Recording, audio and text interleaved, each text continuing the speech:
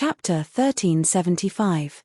Poplar Fruit thought that he was just teasing the Guogan gang with a candle, but he did not expect that his teasing almost caused a prairie fire. After a few people passed on the rumors, G and a few other core members of the Guogan gang heard that it was no longer Poplar Fruit's version. Instead, some people mixed in the rumors and made it sound like they had witnessed the conspiracy with their own eyes. Those who could reach G's position would not be so easily deceived by their subordinates. However, when they thought about it, they realized that there was really a problem. The leader, the smoking addict, went back on his words. He said one thing and another. Just now, he swore upstairs that it was the rich guy called Guo who did it, but then he went back on his words, saying that he did not say it and that it was not Guo who did it. Fortunately, Little Six family did not have any brothers, so no one stood up for them. Even if the smoking addict justified himself, no one cared too much. However, now that they suspected the Chinese gang, why did the smoking addict change his words and say that it was Guo who did it? Bullshit. Rich people were all fat pigs who only knew how to order people around. How could he kill people? Moreover, how many people did he kill in one breath? It did not make sense. G had seen a lot of rich people crying after being kidnapped. He did not believe that young people like Little Six, who at least had guns and combat power, could be killed so easily. The only possibility was that someone thought of it just now. It was definitely the Chinese gang who did it. Only they would have the ability to kill 4 people in one go without alerting anyone. The more G thought about it, the more shocked and angry he became, especially when he thought about Smoker's behavior.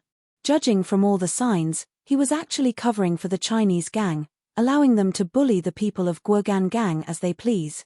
Anger was just a trigger. Although G and a few other core members of the Guogan gang did not communicate, they began to think about their own escape route. Or rather, the entire Guogan gang's strategy. It was impossible to reconcile with the Chinese gang, and it was difficult to fight them head-on. After all, they were few in number and weak. As the most prestigious member of the Guogan gang, G wanted to raise the flag and lead a dozen of his men to rebel. Then, he could either join someone else or gather his troops to fight against the Chinese gang. In any case, they did not want to be bullied by these cunning Chinese anymore. However, they were unwilling to give up before they got the money. Therefore, G's eyes flickered. He decided to make a fuss and let the smoker, who would not abandon them for the time being, make a decision. No matter what, only crying children would get candy. However, the smoker wasn't stupid. He didn't have great wisdom, but he was a grandmaster in scheming and scheming. The smoker narrowed his eyes as he looked at the group of ingrates with hatred in their eyes. They actually had the intention to rebel. A sharp glint flashed through the cigarette addict's eyes. But he didn't show it. The smoker suddenly put down the gun in his hand.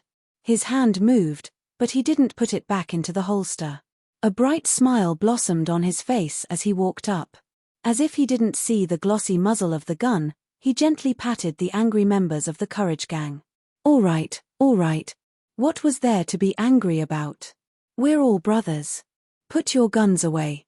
The smoker unquestionably pressed down on the guns of the few important people in the front row and said with a glare, "What? Are you afraid that I won't give you a share of the money? Don't worry. Little Six and the others died, but they didn't die in vain. I, the smoker, guarantee that they will get the money that they deserve. Take it all. Our brothers in the mountains have principles. Since these brothers died, arrange for someone to give the money to their families. If there are orphans or widows, arrange for them to be taken care of, right? Why would we take their money? I'll leave it all to you, G. Okay." The smoker patted G's shoulder and casually glanced at him, waving his hand generously. Okay. Boss, you're so wise. Boss, you're Bao Long Tu." John imitated the compliment one of the smoking addict's Chinese subordinates had given him and nodded with a smile. Okay, how could it not be okay? G was beaming with joy as he returned the bullets to his gun. He was overjoyed. Only the bandits who knew how to shout could get more money. They were the ones who had fought for this result. The smoker might have talked about compensating the families of the dead, but the money would definitely be divided among them. Who cared about the families of the dead? The dead were already dead, So who cared about their families? It seemed that the deaths of little Six and the others were really worth it. 4 million for 4 people. Even if it was divided evenly, it would be hundreds of thousands per person. Of course, for G, this money would almost all go to his brothers. It was already good enough for the others to get some soup. However, for the people of the Guogan gang, this funeral had really become a happy occasion. Even G was so excited, let alone the others. The eyes of the short-sighted guys of the Guogan gang were all shining with excitement. Of course, the Zhonghua gang wasn't so willing to let these people have a share of the cake. But at least for now, the few small leaders of the Zhonghua gang were willing to listen to the smoker's orders. The smoker gestured for them not to act rashly, and they all calmed down the angry brothers behind them.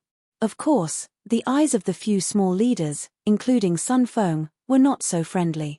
They were more shrewd than the uncultured Guogan gang members, but after all, they were just gangsters. They could endure it for a while, but they couldn't endure it forever.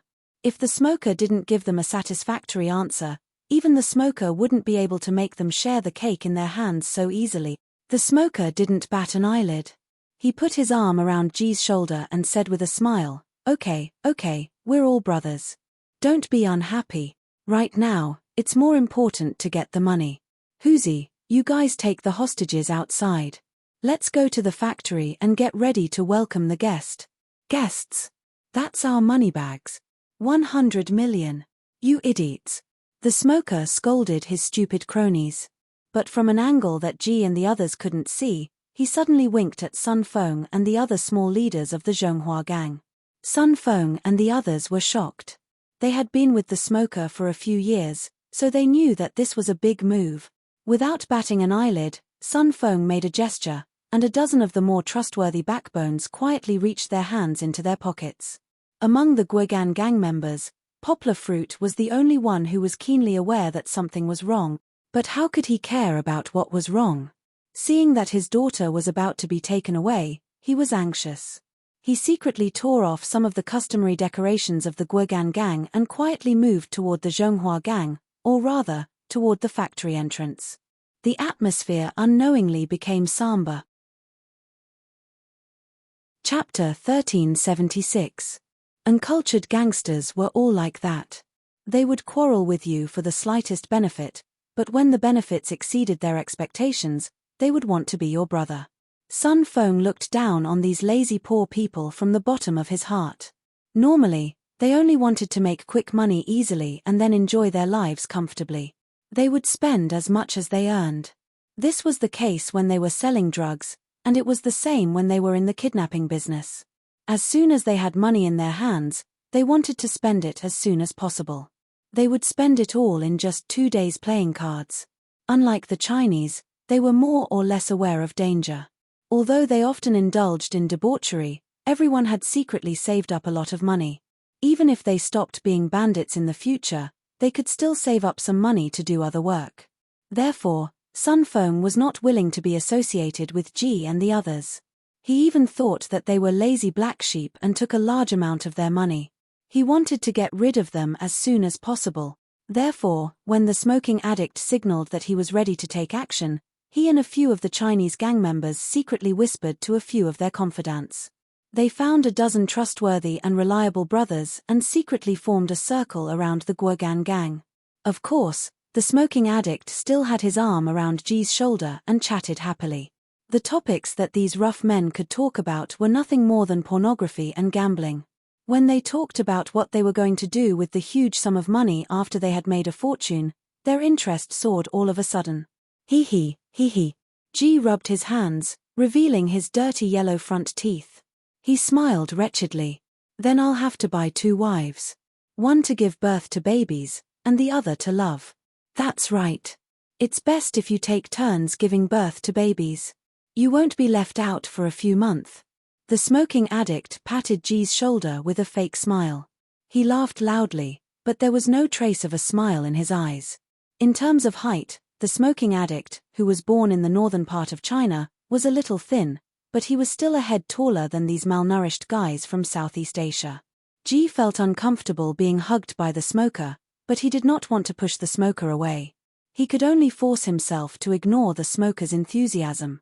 However, both of them were talking loudly, and the people behind them could hear them. It was enough for their imaginations to run wild. The smoker glanced around and patted G's shoulder with a smile. He hugged G's arm and shouted, "Hey, G, if you have something to say, just say it. Why do you have to call me by my name?" Did she think that they weren't close enough with their arms around each other's shoulders? G turned to look at the smoker in confusion, but a black gun barrel suddenly appeared in front of his eyes. What?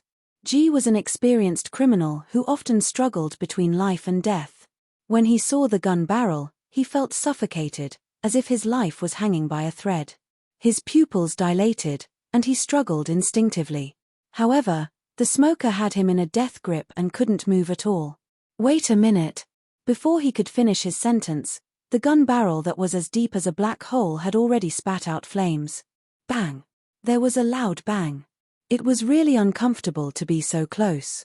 G, the most prestigious member of the Guogan gang, had half of his head blown off. Red, white, and black brain matter exploded and stuck to the smoker's shoulder and face. The smoker didn't care about the disgust. He quickly turned around with G's dead body in his arms and used him as a shield. Most of the people didn't react in time. Only a few experienced leaders realized that something was wrong. Do it. Sun Feng roared. He took the lead and pulled out his pistol, shooting at the remaining leader of the Guogan gang. The leader was also brave. He reacted quickly and pulled a person beside him to block Sun Feng's bullets. He screamed and pulled out his pistol to fight back. Bang! There was another gunshot. The leader trembled as if he had been struck by lightning. Blood oozed out of his back, and he fell down weakly. It was the smoker who had shot him in the back. In an instant, gunshots rang out. The rest of the Guogan gang were also caught off guard by the dozen or so gunmen from the Chinese gang. They were cut down like wheat before they could even raise their guns. Of course, there was one who was more skilled. He was as fierce as Rambo. He screamed and waved his AK around. Several of the Chinese gang members were killed in an instant. But he didn't have a good end. He was shot full of holes by 5 or 6 guns. After all, he wasn't invulnerable like the Terminator. But other than the unlucky ones killed by the AK, the smoker and the Chinese gang took care of the rebellious Guogan gang almost effortlessly. Sun Feng felt good. He felt like every cell in his body had been injected with hydrogen. He felt like he was floating. As he cursed, Sun Feng kicked the members of the Guogan gang who were lying on the ground. The pistol in his hand didn't stop. He changed the magazine and shot at the heads of the people who hadn't died yet. The Guogan gang, which had been a big force in the group, had been wiped out. Other than the smoker, the others couldn't believe their eyes. They'd been talking and laughing, but the smoker had turned on them in an instant. He'd shot G in the head, and the dozen or so gunmen had slaughtered the rest of the Guogan gang. The rest of the people looked at the smoking addict, whose body and face were stained with blood. Not only did they not feel disgusted, but the reverence and worship in their hearts grew crazily like weeds. Only Sun Feng was still cursing. "How dare you steal my money? Eat shit." He wasn't satisfied with the last shot, so he kicked the dead. "All right, Sun Feng, they're dead. The share is ours. What's there to be afraid of?" The smoker said coldly. "Go call a few of your brothers. Go upstairs and take care of the 2 lookouts. We'll make sure there's no future trouble." Sun Feng didn't speak. A few of the more nimble ones rushed upstairs. "Wait, where's she? Where's the girl?" The smoker roared. He pushed aside the crowd that was still looking at the dead body and rushed in the direction where Kiki had been tied up. The chair was empty. The ropes had been cut, and the 2 men who had been guarding it were lying on the ground. Their throats had been slit, and blood was flowing everywhere. Stunned, he turned around and saw a figure flash by the door. "Go!" The smoker roared. He had guessed that Poplar Fruit must have snuck in and rescued Ji Yunshu during the chaos. The smoker was about to explode. He didn't want to think about the consequences of this failure. These guys obeyed him because of the huge bounty. If he didn't fulfill his promise, even if he was still the leader, he wouldn't be able to escape the fate of being killed by his men. No, he hadn't run far. The smoker chased Ji Yunshu out of the factory and saw Poplar Fruit, who was only 50 meters away. There was no place to hide. The smoker gritted his teeth, took out his gun, and aimed at the tall figure. Chapter 1377. Poplar Fruit had retreated to the back when the Zhonghua gang had surrounded the Guogan gang. Fortunately, he had discovered it early, or else he would have been dragged into the whirlpool of gunfire. Poplar Fruit's heart was beating very fast. When the gunshots rang out, he immediately realized that this was a once-in-a-lifetime opportunity. He didn't care about stealth at all. He directly shook off the large group and strode toward the two men who were preparing to carry Kiki. The two men didn't react for a while, or rather, their attention was attracted by the infighting in front of them. When they saw Poplar Fruit walking over, one of them curiously asked Poplar Fruit, "Hey, brother, is it?" However, the latter half of his words came to a halt before he could finish. Poplar Fruit was expressionless. Two sharp long knives suddenly slipped out from his sleeves. He had taken them out just now, and then hid them in his clothes with a magic trick. The two men were shaken by this miraculous scene and subconsciously lowered their heads to look. However, the saber rays poured down like moonlight and instantly filled their eyes. When they reacted, their throats were already broken and filled with blood, which didn't allow them to react. Poplar Fruit's knife skills weren't too fancy. The two simple knives followed different trajectories and cut the throats of the two men at the same time. At the same time, Poplar Fruit also moved toward Kiki, who was tied to the chair in a daze. The knife passed, and the rope was cut. Poplar Fruit was wild with joy. He passed the two knives to his left hand, squatted forward, and held Kiki's weak body with his right hand. The little girl had suffered too much. She hadn't eaten for 2 days, and her bones seemed to have become lighter. The first thing that caught Poplar Fruit's eyes was Kiki's hands and feet that had been tied up. The purple rope marks were shocking, and Poplar Fruit couldn't help but shed tears on his daughter's face. Perhaps feeling her father's heartbeat, the little girl with a pale face and cracked lips finally moved. She cried in a hoarse voice, "Papa." Her voice was really very low. Kiki's forehead was hot, as if she had a fever. She didn't even have the strength to open her eyes, but her little hand holding Poplar Fruit's clothes was unusually strong. "Father is here." Yanggua's mouth opened and closed as 2 lines of hot tears rolled down her cheeks. She said silently. It wasn't that he couldn't make a sound, but that he couldn't. He couldn't alarm these bandits. However, Poplar Fruit seemed to be able to communicate with his daughter's heart.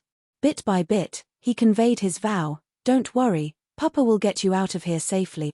Looking at his daughter's pitiful appearance, Poplar Fruit felt as if a knife was being twisted in his heart, but he didn't have time to look at his daughter. He didn't even have time to wipe the tears off his daughter's face. Poplar Fruit clearly realized that he was still in the enemy's camp. Even if he was holding his daughter, there were still bandits with guns and shouting around him. The only thing he could do now was to escape. It had to be said that it was really not easy for Poplar Fruit to control his emotions at this time. However, these emotions of joy and sorrow from seeing his daughter again were not completely unaffected. His judgment was affected. In this case, the best situation was to take Kiki and sneak upstairs while the crowd was in chaos. With the help of the complex structure of the factory, they could play hide-and-seek with the bandits. With Poplar Fruit's superb skills and his understanding of the factory, he could have lasted for a long time. However, Poplar Fruit didn't do that. At that time, he only had one choice in his mind, and that was to take Kiki and escape from this bandit's nest. It wasn't hard to understand. Poplar Fruit had already killed all of the enemy's lookouts. As long as he successfully escaped from the factory and jumped over the wall that wasn't too high, the bandits wouldn't be able to catch up with him in the forest. Only then would Kiki be truly saved. Therefore, he bent over and used his body to cover his daughter as he secretly moved toward the door. Unfortunately, the cigarette addict was too sharp and immediately noticed the problem. Poplar Fruit heard the screams behind him, but he could only rush out of the door and flee. Poplar Fruit ran very fast. If someone measured his speed, they would see that Poplar Fruit, who was carrying my daughter, was running as fast as a seeded athlete in the national games in the 100-meter race. However, no matter how fast a person was, He couldn't be faster than a bullet. Poplar Fruit, who was only more than 20 meters away from the nearest wall, could only watch helplessly. When he heard the gunshots behind him, Poplar Fruit subconsciously curled up his body to protect Kiki. Bang! Bang! Bang! The bullets hit the ground, the wall in front of him, and the trees in front of him. The splashing stones and sawdust were like a rain of bullets, sweeping toward Poplar Fruit. Humph! With a muffled sound, Yangwa felt as if her right leg had been stared at by a large wasp. She couldn't exert any strength in her next step. As a result, while running at high speed, her front and back legs tripped, and Yangwa fell heavily. Even Kiki was dizzy from the fall. However, with her father's protection, she wasn't seriously injured. Stop! Stop! Stop! The important thing had to be repeated 3 times, but the smoker still angrily smacked the guns in their hands. Only then did they stop. Are you going to kill him? If you kill him, who will pay you? The cigarette addict shouted angrily as he slapped one of the men's faces. At this moment, Poplar Fruit had just sat up. However, the cigarette addict's men had already caught up to him. They formed a circle and pointed their guns at Poplar Fruit, looking at him cautiously. Although Poplar Fruit looked pitiful after being shot, they knew that the man in front of them was not someone to be trifled with after seeing their throats slit by Poplar Fruit. Poplar Fruit's leg was in pain. The bullet had bitten his thigh from behind. It didn't pierce through, but the finger-sized hole was bleeding profusely. Poplar Fruit clenched his teeth and concentrated his energy to close the wound on his right thigh. He couldn't stop the bleeding, but the bleeding slowed down a lot. But what was the use? With more than 20 guns pointed at him, Poplar Fruit knew that even if he was possessed by Zhong Sanfeng, he wouldn't be able to fight his way out. He smiled bitterly in his heart. He felt hopeless. It was so close, yet so far. Poplar Fruit couldn't escape. He hugged his daughter tightly in his arms. The little girl woke up from the fall. She didn't know what was going on, but she felt safe in her father's arms. She buried her head in her father's chest and fell asleep happily. Don't cry anymore. Silly girl. I'm useless. I couldn't save you in the end. I'm sorry. Chapter 1378. No matter how noisy his subordinates were, the smoker kept sizing up Poplar Fruit. His ugly triangular eyes stared at Poplar Fruit's face like a snake's. It really was him. The smoker had seen those reports and videos, so he could recognize Poplar Fruit even if he turned into ashes. However, when he saw the real person standing in front of him, the smoker's heart couldn't help but thump. This was the person who had been his nightmare for the past few years.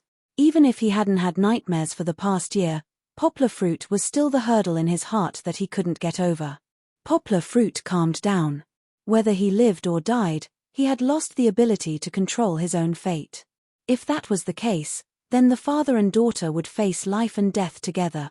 Now that Kiki was in his arms, and he was hugging his daughter tightly, it was as if he had returned to the night when the little one suddenly appeared. He was helpless, but they were connected by blood and would live and die together. Moreover, no one could separate them now, so he wasn't afraid anymore. The only regret he had was that if he died, then he would have let down Fong Beibei's love for him. Thinking of the girl who had cried so much but was so determined before she left, Yangwa sighed faintly in her heart. Right, there was still Zhang Yujie. Poplar Fruit thought of her. He felt sorry for her perseverance. If he couldn't survive, then she had to find a good family and a man who loved her deeply. She had to live well. Of course, Poplar Fruit hadn't completely lost his will and hope to live. He still had one last trump card. Big Brother he and the others were rushing over at full speed. Poplar Fruit didn't know when they would arrive, so he hoped that he could drag it out until they arrived. That way, there would be hope for survival. Poplar Fruit wasn't annoyed by the bandit leader's strange look. He only glanced at him coldly. You didn't even make a sound after being shot. You're a real man. The smoker's voice became a little sharp. It wasn't a compliment at all. His eyes were full of mockery. He beckoned for his men to bring over the 2 Miaodao that Poplar Fruit had left at the entrance of the factory in order to run faster. The Miaodao was so heavy that ordinary people would find it difficult to hold it with one hand. He just casually threw them in front of Poplar Fruit.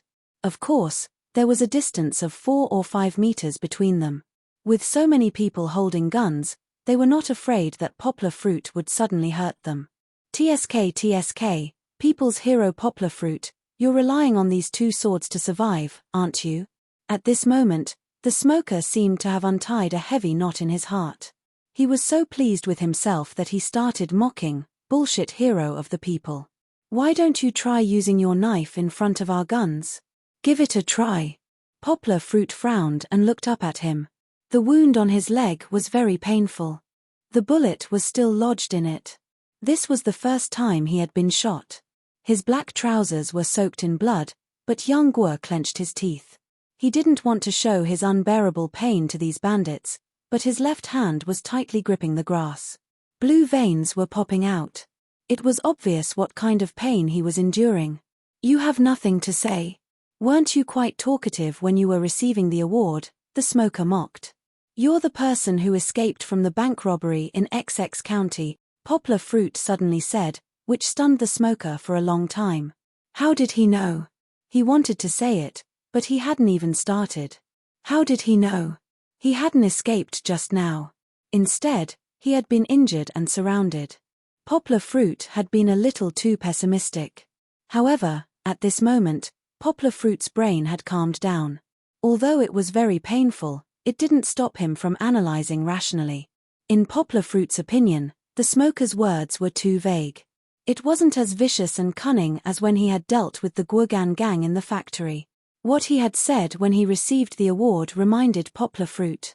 This person in front of him had been paying attention to him for a long time. If he wasn't an enemy, why would he pay so much attention to Poplar Fruit's situation? Moreover, didn't Big Brother he help him analyze the possible origins of the bandits who had kidnapped Kiki?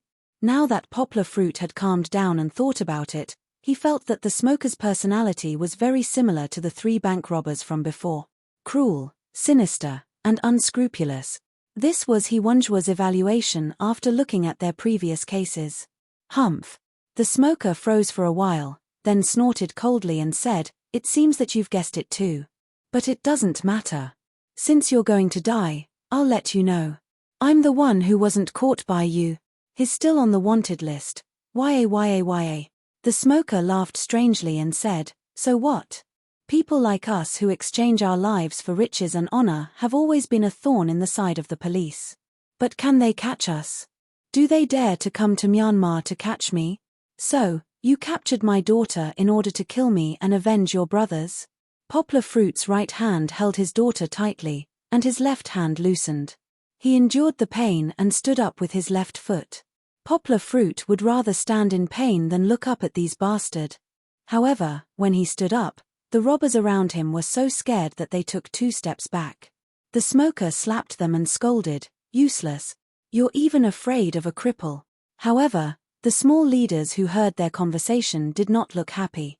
Sun Feng's face was cold as he asked, "Leader, don't you think you're being unkind? Are you joking with all of our lives? If you want revenge, why mention the 100 million and let our brothers risk their lives for you?" The smoker's killing of Lucky had scared a lot of people, but it would never scare old foxes like them. They knew that without their help, the smoker would have been shot to death. Yes, they respected the smoking addict as their leader and were willing to risk their lives for him. That was because the smoking addict could bring them glory and wealth. However, it did not mean that they would be willing to be used by the smoking addict and help him count money for nothing. The smoker's face darkened as he shouted, "Sun Feng, you've been with me for 2 years. Have you ever seen me like this?" Many people from the Guogan gang died in the past, but they didn't even know that they were betrayed by the smoker. "I'm taking revenge. Revenge my ass. Those people who died in his hands were not related to me. Even if they died, I would still laugh for 2 days. Is there a need for me to reject money?" The smoker said arrogantly. His voice was so loud that all the people present could hear him clearly. "I kidnapped him because he's a billionaire." That was true. Sun Feng and the others had seen the information when the smoker and his men had gathered. Otherwise, they would not have kidnapped a child. If word got out, they would not be able to be bandits anymore. "Did you bring money?" If you didn't, don't think about leaving here alive. Sun Feng did not trust the smoker who went back on his word. He asked Poplar Fruit with a gloomy face. Yes. Poplar Fruit looked at them coldly but still nodded. For the time being, he did not want to provoke the murderous intent of these bandits. If he said that he did not bring money, he and Kiki would be shot to death by a group of red-eyed people, let alone the smoker. Brother Feng. A lackey who had just gone upstairs ran over in a panic. Not good. Chapter 1379. Big Brother. Brother Feng. The underling who ran over saw the mysterious atmosphere between Sun Feng and the cigarette addict. He couldn't help but swallow his saliva and address Sun Feng dryly. Then, he said in a panic, something bad happened. The people upstairs are all dead. What? What did you say? Not only Sun Feng, but the cigarette addict also shouted nervously. They're all dead. The underling squeezed out a few drops of tears and said, the second floor and the roof are all dead bodies. There were more than 30 people, and they're all dead. Why did he have to pretend to be sad? Because he knew that one of the dead people was actually the younger brother of a gang leader with the surname Mo. Gang leader Mo couldn't hold back anymore. He rushed up, grabbed the underling's collar and asked, what did you say? Are you kidding? Our Mo Buwei. Big brother Mo. He's dead too. The underling shouted in fear. Except for us who just went up, everyone else is dead. You brought an outsider here? Sun Feng pulled the bolt and looked at Poplar Fruit fiercely. He was close to gang leader Mo, and Mo Buwei, who was dead, was also one of his people. Not to mention, the 30 people that the underling mentioned were almost all from the Chinese gang. I came alone, Poplar Fruit said coldly, looking at the barrel of his gun. Enough. The cigarette addict pushed Sun Feng's gun up and said sternly, Sun Feng, don't you want money? How did they die? The cigarette addict turned to the underling and asked. He didn't believe that Poplar Fruit had brought other people. After all, the border was there. Besides, if there were other people, how could Poplar Fruit be caught by them? Some had their throats slit, some were shot to death, and some had their necks twisted behind their backs. The underling looked at gang leader Mo timidly. The last sentence was, of course, meant for him. I will kill you. Junior leader Mo's eyes were red. He pulled out the gun in his hand and was about to rush toward Poplar Fruit. However, he was stopped by Sun Feng this time. In the end, junior leader Mo, who was already in a mess, fired his gun into the sky, and was then disarmed and pushed away. Can a dead person be resurrected? The smoker was right. Instead of trying to take revenge, it was better to get the ransom money and the piece of cake that they had been craving for a long time back. Sun Feng was different from Ji. He was a smart man, and a smart man with good eyesight. Hand over the money, and I'll let you go. He looked at Poplar Fruit coldly. The gun in his hand was still loaded, and the threat was obvious. Poplar Fruit also looked at the other coldly and asked, why should I believe you? These words had several meanings. Some were doubtful. If you said you would let me go, would you really let me go? There were also those who tried to sow discord. Between Sun Feng and the team leader next to him, it was hard to say who had the final say. The meaning of these words was different in everyone's ears. The key was how they heard it. The smoker had no intention of going against Sun Feng. He was like an emperor who had been robbed of his power, but he could still be the emperor in name. He interrupted and said, do you have any other choice? Sun Feng didn't want the smoker to shut up. They were both smart people. He knew that he couldn't fall out with the smoker directly. The smoker still had a few trusted aides in the crowd, and Sun Feng might not be able to convince the remaining 20 to 30 people. However, they seemed to have reached a consensus at this moment. They wanted money. Sun Feng snorted and said impatiently, hurry up and hand over the money, otherwise, don't blame us for being ruthless and killing your daughter. This wasn't a threat. These desperados had reached the point where there was nothing they couldn't do. Speaking of which, they had to thank the smoker. He had been suppressing these people with iron blood. Of course, he was also worried that Poplar Fruit would fight them to the death in a fit of anger. Therefore, although Kiki was tied to the chair and looked miserable, She wasn't harmed at all. Poplar Fruit was silent for a moment before saying softly, "It's in the south. There are a few rocks by the wall. The money box is hidden there." Suddenly, the eyes of the 20 or so bandits lit up like bright light bulbs, brighter than the sun that had just risen in the sky. It even caused a small commotion, but it was quickly suppressed by Sun Feng and a few other team leaders. "You, go and get the money," Sun Feng commanded. The person he sent out was his trusted aide. "Wait." Sun Feng's face suddenly turned gloomy. He looked around and called his trusted aide back. With the money in front of him, it seemed that he couldn't trust anyone now. "Let's go together." In the end, it was Poplar Fruit who carried Kiki. Enduring the pain in his leg, he staggered in front. A large group of people surrounded him as they walked out of the factory and walked to the money box hidden in the rocks. Hee. In the middle of the crowd, the smoker, who seemed to have lost control of his subordinates, sneered secretly. It wasn't just Poplar Fruit, who was pretending to be calm, or Sun Feng, who thought that he had successfully seized power. He actually had a deep plan in mind. "All of you must die." When the money box was opened, the bright red stacks of money made everyone's eyes turn red. Even the guy in charge of opening the box trembled and almost threw the stack of money in his hand to the ground. However, Sun Feng pushed Poplar Fruit fiercely. The unsteady Poplar Fruit was pushed to the ground. He only cared about protecting Kiki. The broken rocks on the ground made him grimace. "Are you kidding me? This is 100 million. Sun Feng was furious. He pulled the trigger of his gun and fired at the ground beside Poplar Fruit's feet. "Where's the money?" Poplar Fruit grimaced, but he laughed. "Do you think I can run around here with 100 million? Am I Superman?" Of course, this was sarcastic. Poplar Fruit paused, but still gave Sun Feng face. He said, "This is only 2 million. As for the other 100 million, let me go, and I'll ask someone to transfer the money to the account you gave me." That's right. Sun Feng had been so focused on the benefits he could enjoy after seizing power that he had forgotten about this. Back then, they had agreed that the money would be transferred into 10 different bank accounts. His face turned red and white, but he kicked Poplar Fruit's injured leg. Although Poplar Fruit's perseverance was amazing, his injured leg was connected to his heart. After being kicked on the wound, he didn't dare to dodge. He suffered a loss and couldn't help but cry out. At this time, Kiki's closed eyelashes trembled and she opened her eyes. In a daze, she saw the twisted expression on her father's face. She called weakly, "Papa, Papa." "No, Dad is fine."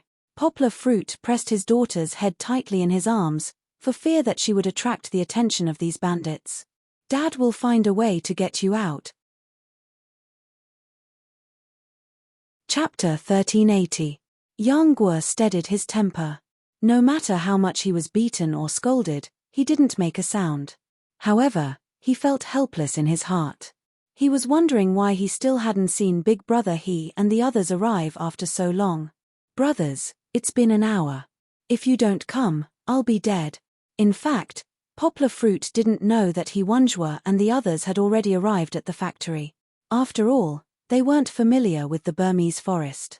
It took them some time to locate the factory. They weren't like Poplar Fruit, who had been here in his dream. However, after arriving, he Wanjua and the others didn't dare to act rashly. They still followed the route from the roof and sneaked up to the roof of the factory. They knocked out the only guy who was on the lookout. He Wanjua and the others didn't hit him as hard as Poplar Fruit. After all, they were regular soldiers. They didn't attack with hatred like Poplar Fruit did. After knocking him out, this guy would sleep for half a day. It was much better than going to hell in a daze. He Wanjua and the others were stunned when they saw the corpses that Poplar Fruit left behind in the factory. However, when he Wanjua and the others got a good look at the entire factory, they realized that the situation wasn't right. Why was Poplar Fruit being pointed at by more than 20 people? Of course, they didn't know that because of Poplar Fruit's freaking skills and his performance in assassinating dozens of people, every gangster who faced Poplar Fruit didn't dare to let their guard down. Even if someone wanted to slack off and put down their gun, they would be yelled at by the nervous brothers around them. "Are you trying to get us killed?" They couldn't help but be nervous. When had they ever seen someone who could kill so many of their brothers silently? This was a terrorist on the level of the Grim Reaper. Who would dare to let him out of their control? They didn't want to be like their brothers who had their throats cut off and reported to the King of Hell before they could enjoy the riches and glory. Hiwanjua and the others squatted on the rooftop and watched as a large group of people surrounded the poplar fruit. Then, they brought the poplar fruit out of the factory. During this series of actions, they did not find a chance to make a move. Don't act rashly, Hiwanjua said calmly. If they acted rashly, those fugitives would definitely kill poplar fruit first and then fight with them. Yang Zhengdong raised his beloved Barrett sniper rifle. This was a model he bought from overseas, so carrying it would not expose his identity as a Chinese soldier, and stood up in annoyance. He bent over and said to Hiwanjua, "This angle isn't good. It's blocked by the wall, so I can only see the outermost two." Hiwanjua nodded calmly and said, "Go find your own hiding spot. Be careful." It was not a problem to communicate using the radio. The main problem was that poplar fruit was surrounded by so many guns. Even Hiwanjua and the others, who were elite special forces, found it difficult to handle. Hiwanjua secretly cursed poplar fruit in his heart. "Motherfucker, who told you to be stubborn?" If poplar fruit was his subordinate and did not listen to orders, he would have slapped him long ago. If poplar fruit had endured for another hour and waited for Hiwanjua and the others to arrive, they would definitely not be in such a predicament now. Not to mention anything else, when poplar fruit fled with Kiki, at least Hiwanjua and the others could provide support. A grenade or something was enough to make poplar fruit escape. However, poplar fruit was not just a special forces soldier on a mission. He was a father first and foremost. His daughter was kidnapped, and there was a glimmer of hope to rescue her. How could he not be anxious? Well, it was too late to say anything now. Now, he had to think about how to find a chance to rescue poplar fruit and his daughter. Hiwanjua patted Meng Sanhua and pointed to a bunker by the wall downstairs. Meng Sanhua understood the order without needing to say anything. He climbed the edge of the building and the window and jumped over in a few steps. Yang Zhengdong sniped from afar and provided cover. Hiwanjua observed and gave orders from above. Meng Sanhua, who was the best at close combat, approached and prepared for action. The three of them were ready for a three-dimensional battle. On poplar fruit side, Sun Feng asked someone to pass him the phone they found on poplar fruit. He said stiffly, "Get someone to transfer the money." Wait. Sun Feng thought of something. He turned to the smoker and asked, "Where is the account number?" "It's in the factory. Let's go back to the factory and take care of this." The smoker could not help but look at the 2 boxes of money and the luggage bag. The 2 million yuan was very tempting. He reached out to grab one of the boxes as if he wanted to be Sun Feng's underling. "Haha, if I were you, I wouldn't touch the money now." Sun Feng looked at the smoker and said. Seeing the smoker retract his hand, he said lightly, "Don't worry, boss. The money is still yours as long as we get the money too." To be honest, if the 100 million yuan was in his account, Sun Feng would not care about the 2 million yuan. He would just throw it to the smoker. "Haha, yes, yes. Wait for the money. You have fewer people now, so you will get a few million more." The smoker laughed dryly. He was a little unhappy. Although Sun Feng still called him boss, it was obvious that Sun Feng did not treat him as a boss anymore. However, he had to endure it for now. Every word of the smoker was meaningful. The 20 gunmen around him could not help but grin.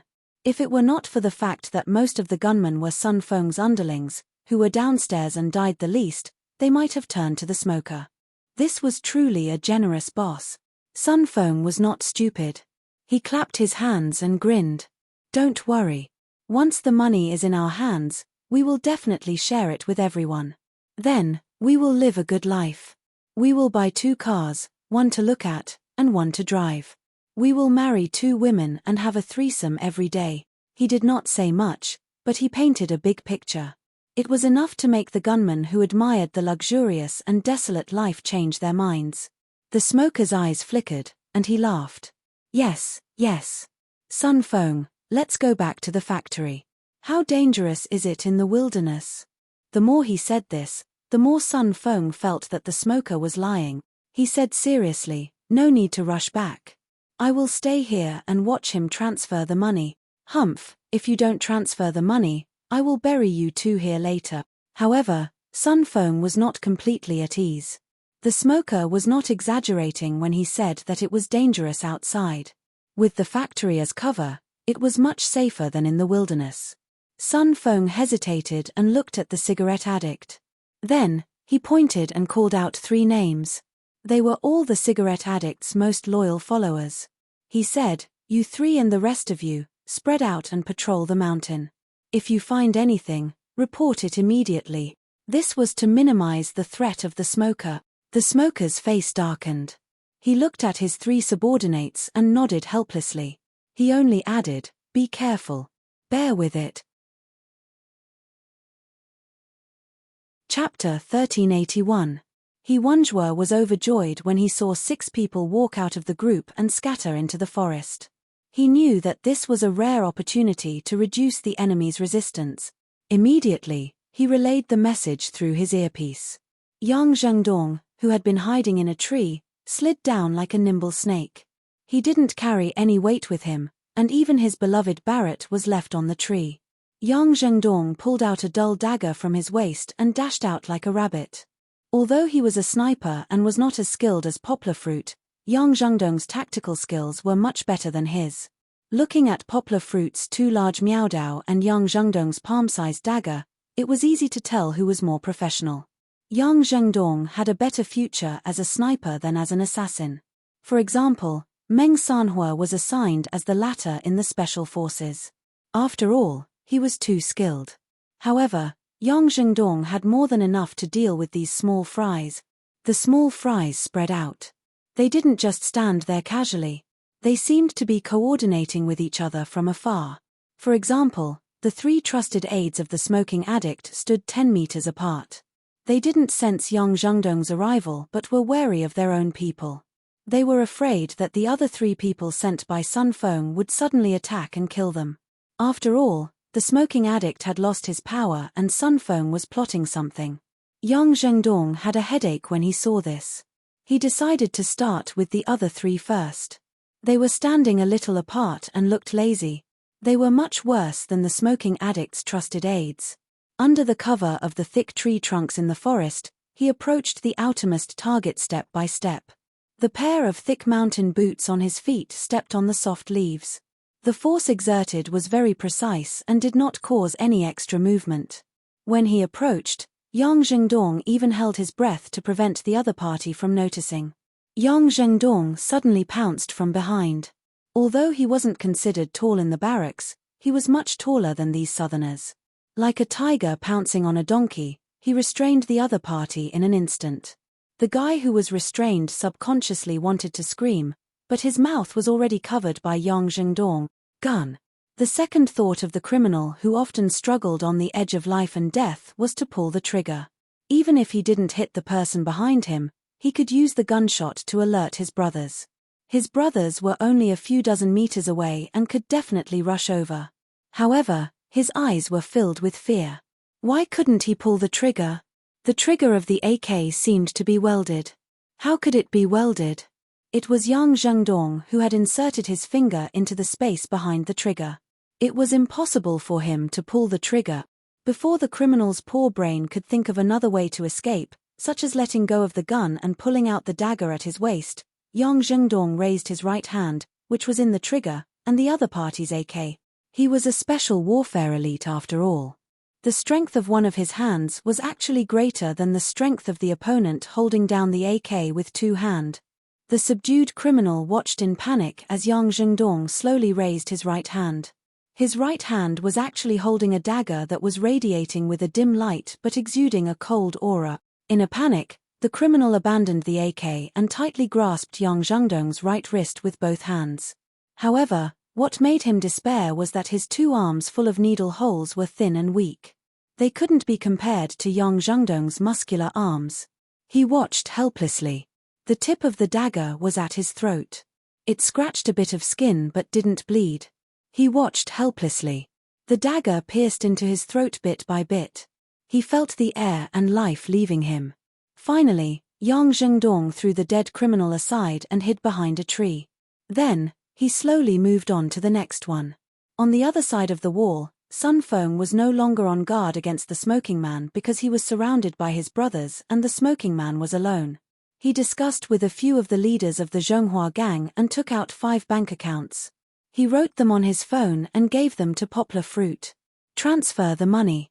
Transfer it to this account. Once the money is in, I'll let you go, Sun Feng said stiffly. Poplar Fruit seemed to be distracted. He was listening to the birds in the forest. At first, he didn't notice it because it was early in the morning. It was normal for birds and insects to chirp in the forest.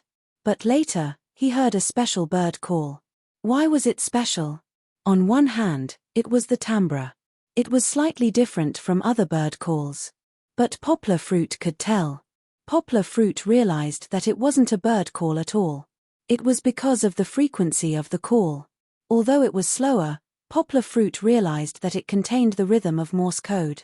They're here. Wait for your chance. Yang Guo was able to decipher the Morse code that was repeatedly simulated by the chirping of the birds. Suddenly, Poplar Fruit was happy. He knew that it was definitely Big Brother he and the others who made the bird call. They were here. However, as they said, they needed to wait for the opportunity. There were still more than 20 guns pointed at him. Not to mention Big Brother he, even if the entire special forces came, there was no way to save Poplar Fruit and Kiki without injuring them. They could only wait for the opportunity. Or, Poplar Fruit could create the opportunity. His head was spinning, so he seemed to be distracted. For a moment, Sun Feng was unhappy. He slapped him and scolded, "Did you hear that? Hurry up and transfer the money.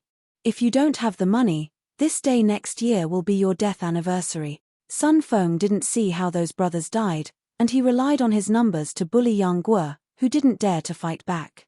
Poplar Fruit resisted the urge to attack. He had a way to kidnap Sun Feng before anyone could react, but what was the use of that? Sun Feng's leadership position hadn't been established yet. Many people wanted him dead, such as the team leader. This person must be a threat. Yang Guo glanced at the cigarette addict, who was still in the mood to laugh even after his power was taken away. Yang Guo had this feeling. Your accounts are from the Myanmar Bank. Glancing at those accounts, Poplar Fruit, who had an excellent memory, knew that those were 5 of the 10 bank accounts from before. As for the rest, they were probably from the Guigan gang and had been crossed out. He raised his head and said indifferently, "The overseas transfer will only be received the next day. TSK. Sun Feng raised his head and looked at Poplar Fruit with contempt. He said, "Do you really think that we're country bumpkins because we're in the mountains? Do you know what international express remittance is? The remittance will be received in 5 minutes. Hurry up and make the call, or don't blame me for slapping you." They were a group of robbers who often dealt with banks.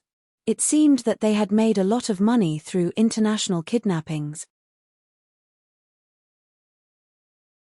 Chapter 1382. Poplar Fruit frowned as he looked at the phone in his hand. Should he call them or not? He had to call them, but if he did and the money was transferred, would these fugitives give him any chance to live? He even believed that as soon as the money was transferred, they would immediately shoot him. Yang Guo had killed too many of their brothers. Not to mention Leader Mo, there were still a few people with bloodshot eyes. They were holding their guns so tightly that their veins were bulging. It must be because they had not received the money yet. They would never let Yang Guo go. This seemed to be a dead end. Poplar Fruit really hoped that there was a cliff behind him. If he jumped down, there was still a glimmer of hope that he could escape death. However, there was no place for him to escape or find a place to hide. Poplar Fruit seemed to have no choice but to die. "What are you waiting for?" Smoke Ghost said darkly. "Are you trying to stall for time? Do you have any reinforcements?" His words seemed to be reminding Sun Feng and the others, but also seemed to have a deeper meaning. Sun Feng and the others were immediately stunned. Some people began to look left and right, feeling as if there were eyes staring at them in this place. They felt quite uncomfortable. There were even some people who had escaped from the dictatorship in their country who had a tendency to become irritable. "Hurry up and call." Sun Feng shouted impatiently. He removed the safety of his gun and moved the barrel from Poplar Fruit's head to Kiki's head in his arms. Okay, I'll call. Since Kiki was threatened, Poplar Fruit had no choice but to hurriedly pick up his phone with a pleading look and press the number that he had agreed to with the command center. Kneel down and call, Leader Mo suddenly said in a hoarse voice as if he had heard someone's instructions. Poplar Fruit secretly clenched his fists while holding Kiki's hand, but then he let go helplessly. If Kiki was not in his arms, Poplar Fruit would rather fight with them than be humiliated by them. However, for his daughter, Poplar Fruit could only lower his head. Without hesitation, he took a step back and knelt down on one knee. Kneel down, Leader Mo shouted in a hoarse voice. Obviously, he was not satisfied. Poplar Fruit gritted his teeth and put down his other injured leg. The moment his knee touched the ground, Poplar Fruit took a deep breath. The wound that was originally painful now because of the tightness of his muscles, but it was torn open again. The blood was like a slow river, slowly dyeing the ground below his knee red. Young Chieftain Mo looked around proudly, as if he had one around. Even the smoking addict, who seemed to be indifferent to the situation, was secretly happy. Poplar Fruit was a thorn in his side.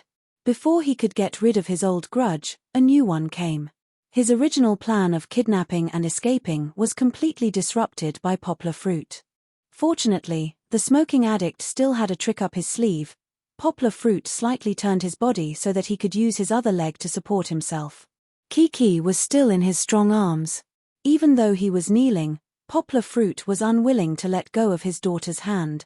The little girl seemed to have a serious fever. Her lips were chapped, her face was pale, and she had fainted again. He was anxious, but there was nothing he could do. He could only continue to deal with them. I'll give you 10 minutes. I want to see the money in the account. Seeing that Poplar Fruit finally listened to him and made the call, Sun Feng lowered the muzzle of his gun in satisfaction. However, he still threatened him. The call went through, but soon, a series of gunshots disrupted everyone's mood. The gunshots came from the direction of the few people who were on the lookout. Suddenly, everyone was shocked. Some of them aimed their guns at Poplar Fruit and were about to shoot. Some of them were alert and pointed their guns at the outside, but it was a mess. What's going on? He Wanjua, who was high up, also became nervous. He thought that Yang Zhengdong had made a mistake. He was about to call Meng Sanhua to rescue him. However, at that moment, there was the sound of an elephant. It was a little far away, but they could hear it clearly. It was just like what Poplar Fruit and the others encountered when they were exploring the forest. It's okay. There were a few calls from the lookout. The smoking addict and Sun Feng were relieved when they heard the voices of the people they sent out. It turned out that they saw the trees in front of them rustling in the wind. They nervously thought that the Chinese military and police were coming, so they fired 2 shots. Later, they found out that it was an elephant. It was a false alarm. However, Poplar Fruit's phone was thrown on the ground because he wanted to turn around and hug Kiki. The call was naturally hung up. Brother Feng, look. A small leader was so nervous that he almost ran away. He looked at Sun Feng and asked in fear. Sun Feng finally realized that something was wrong. Fortunately, it was just a false alarm. If there were really Chinese troops or Burmese warlords sneaking up on them, they would be caught off guard even if they had the wind. Outside the factory, there was no place to take cover. If the gunfire came, all 20 of them would probably die here. Although the factory was not necessarily good, at least it was a relatively safe place. Relying on the terrain they were familiar with, Sun Feng felt that even if there were 100 people, they still had a chance of winning. He was overthinking it. However, Sun Feng was a little hesitant because he always felt that the smoking addict would not be so easily taken over by him. The smoking addict's reputation as a leader was not undeserved. In the end, Sun Feng waved his hand and said, "Let's go. We'll talk when we get back inside. Song San, come and get the money." A group of people surrounded Song San, who was holding the money, and Poplar Fruit, who was staggering, as they slowly walked into the factory. It was just the smoking addict. Just one person, how big of a storm could he cause? Sun Feng really did not believe that the smoking addict would kill him if he was constantly on guard against him. In terms of combat power, Sun Feng, who had joined the Peng family army before, was considered one of the best among them. Poplar Fruit picked up the phone that was of good quality and did not break. He slowly walked towards the factory. Although he was staggering and seemed to be weak from losing a lot of blood, in reality, Poplar Fruit was still able to gather his strength. Therefore, he had been paying attention to his surroundings. If there was no chance, he had to create one. Actually, Yang Zhengdong, who had only assassinated 2 people, was also shocked when the gunshots rang out. He thought that he had made a mistake and exposed himself, so he had already picked up the pistol at his waist and looked for cover before he prepared to fight to the death. However, that was not the case. Yang Zhengdong quietly asked He Wenjue what to do. Continue. Use the suppressor and kill the ones who are alone first. He Wenjue said joyfully. Perhaps there would be more opportunities when they reached the factory. Yang Zhengdong switched to the more familiar suppressor pistol and fired left and right. He did not give the enemy any time to react and killed the remaining 4 criminals who were on the lookout. He quickly returned to his previous position and took back the Barrett. He was going to switch places with He Wenjue upstairs. Meng Sanhua quietly followed behind the crowd, using cover to move forward. He Wenjue, who was upstairs, also held the German G36K on his back in front of him. He had exchanged this gun with a German Special Forces soldier when he participated in the International Special Forces competition. It was time to let them have a taste of our anger. Chapter 1383. Walking in the crowd, Poplar Fruit and the cigarette addict's eyes kept darting around. Hidden behind their expressions, they were deep in thought. Of course, the main character and the supporting character were different. Poplar Fruit was calm and steady. Even though his right leg was injured, he still looked determined. The cigarette addict, on the other hand, was much more cunning. His triangular eyes swept left and right, making him look particularly wretched. In fact, there were not many gunmen left. Poplar Fruit counted in his heart. Excluding the 6 who went to keep watch, there were only 25 gunmen left. After returning to the factory, perhaps because they were back in their own territory, they felt more at ease. Under Sun Feng's command, these people spread out. 5 of them went up to the 2nd floor and looked down, filling the positions of the people that Poplar Fruit had assassinated. These 5 people were Sun Feng's trusted subordinates. With them watching from above, Sun Feng was not worried that the cigarette addict would cause any trouble. Poplar Fruit was about to make a call again. However, the cigarette addict laughed and suddenly interrupted. I'm going to take a piss. Suddenly, Sun Feng became alert. He looked at the cigarette addict deeply and pointed at a pillar next to him. There, you can take a piss there.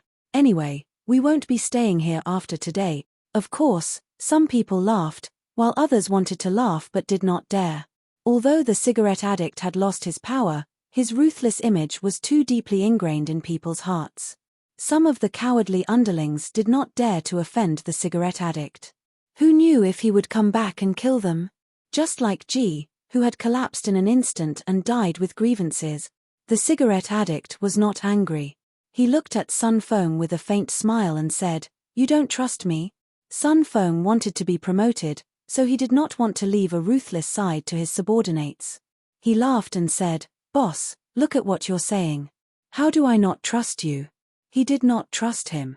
Our business is more important. Don't ruin everyone's mood because of a piss. Sun Feng said half persuasively and half threateningly, "You've helped us make a fortune, and we're not people who would kick you to the curb after you've outlived your usefulness. Cooperate well, and when the time comes, you want to leave safely with these 2 million, right?" The cigarette addict's eyes flickered, but he smiled and said, "Of course." He turned around and walked towards the pillar. Instead of hiding behind it, he unzipped his pants and peed. When he was done, he whistled contentedly. However, there was a stench in the air.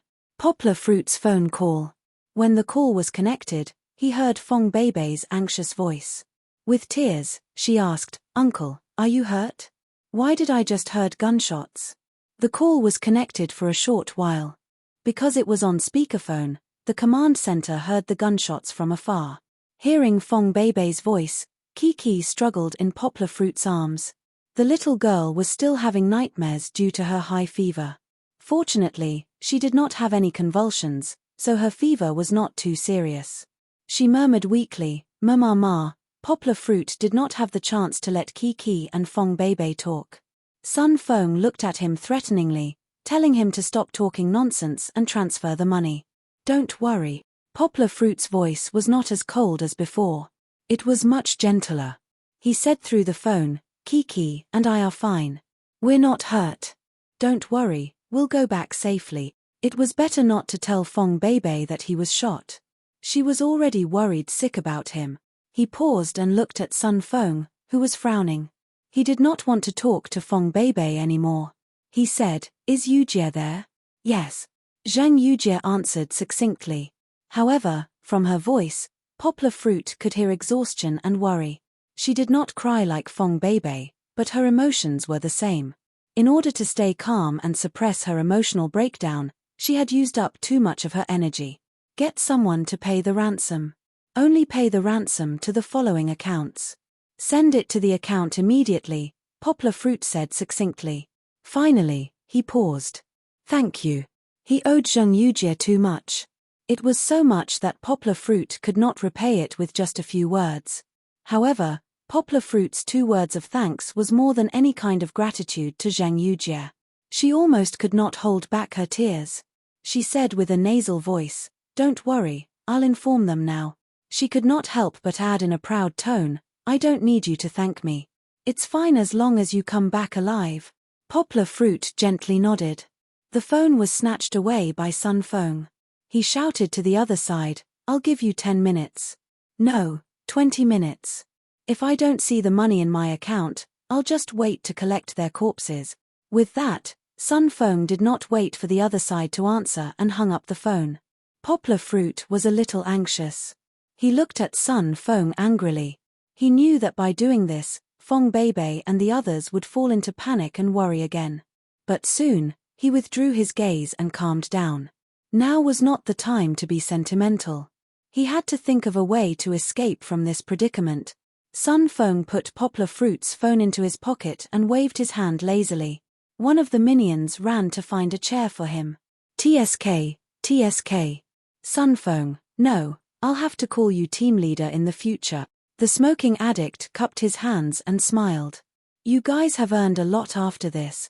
Sun Feng crossed his legs, shook them, and waved his hand proudly. He looked at the 2 team leaders who were checking the 5 accounts with their phones and said casually, "It's a good thing that we can earn money together. Boss, you're not bad either. 2 million, and I won't pursue the money from before. It's enough for you to spend for the rest of your life. Haha, I didn't have much money in the past. Compared to you guys, I'm far from it." The smoking addict squinted his eyes and smiled. "It's a blessing in disguise. Now, we have less than 30 people, and we can get a lot of money." Sun Feng smiled and didn't answer. However, the minions who didn't know how evil the new team leader was felt excited again. Team leader Mo stood behind Sun Feng and glanced coldly at Poplar Fruit, who was standing on the side. He didn't discuss anything with Sun Feng, but they both knew what to do next. Sun Feng would let Poplar Fruit go to show that he was a man of his words, but team leader Mo wouldn't agree to let Poplar Fruit go back alive. As long as Poplar Fruit walked out of the factory, he would be hunted to death. This was the tacit understanding between him and Sun Feng. Time ticked by, but the money didn't seem to have arrived. Sun Feng couldn't sit still and walked around anxiously. Suddenly, the iron gate outside the factory was slammed open, and an angry elephant's cry echoed throughout the valley. "Ran ran." Kiki, who was frowning in her father's arms, suddenly grabbed her father's clothes and murmured. Chapter 1384. The factory was fine. Why did an elephant come in? Hearing the elephant's cry, everyone was a little confused. With the collision just now, everyone was nervous, thinking that some truck or armored vehicle had crashed in. It was so loud. In the end, it was an elephant. But what were the people on the lookout doing outside? They had scared it away by shooting just now. Why did they let it in? Sun Feng's expression was gloomy. He felt that the people he sent out were really useless. They were so stupid. You guys, go and kill this beast for me. Don't hinder our important matters. Sun Feng waved his hand and said fiercely. Although he was not an expert, he roughly knew that when wild elephants went crazy, it was usually because they had been violated, or their children had been captured. But this had nothing to do with them. Moreover, with a gun in hand, where on earth would they not be able to do anything? Why would they be afraid of this animal that was only made of flesh and blood? They were waiting for money and feeling annoyed. This kind of unreasonable guy, it was better to kill to his heart's content.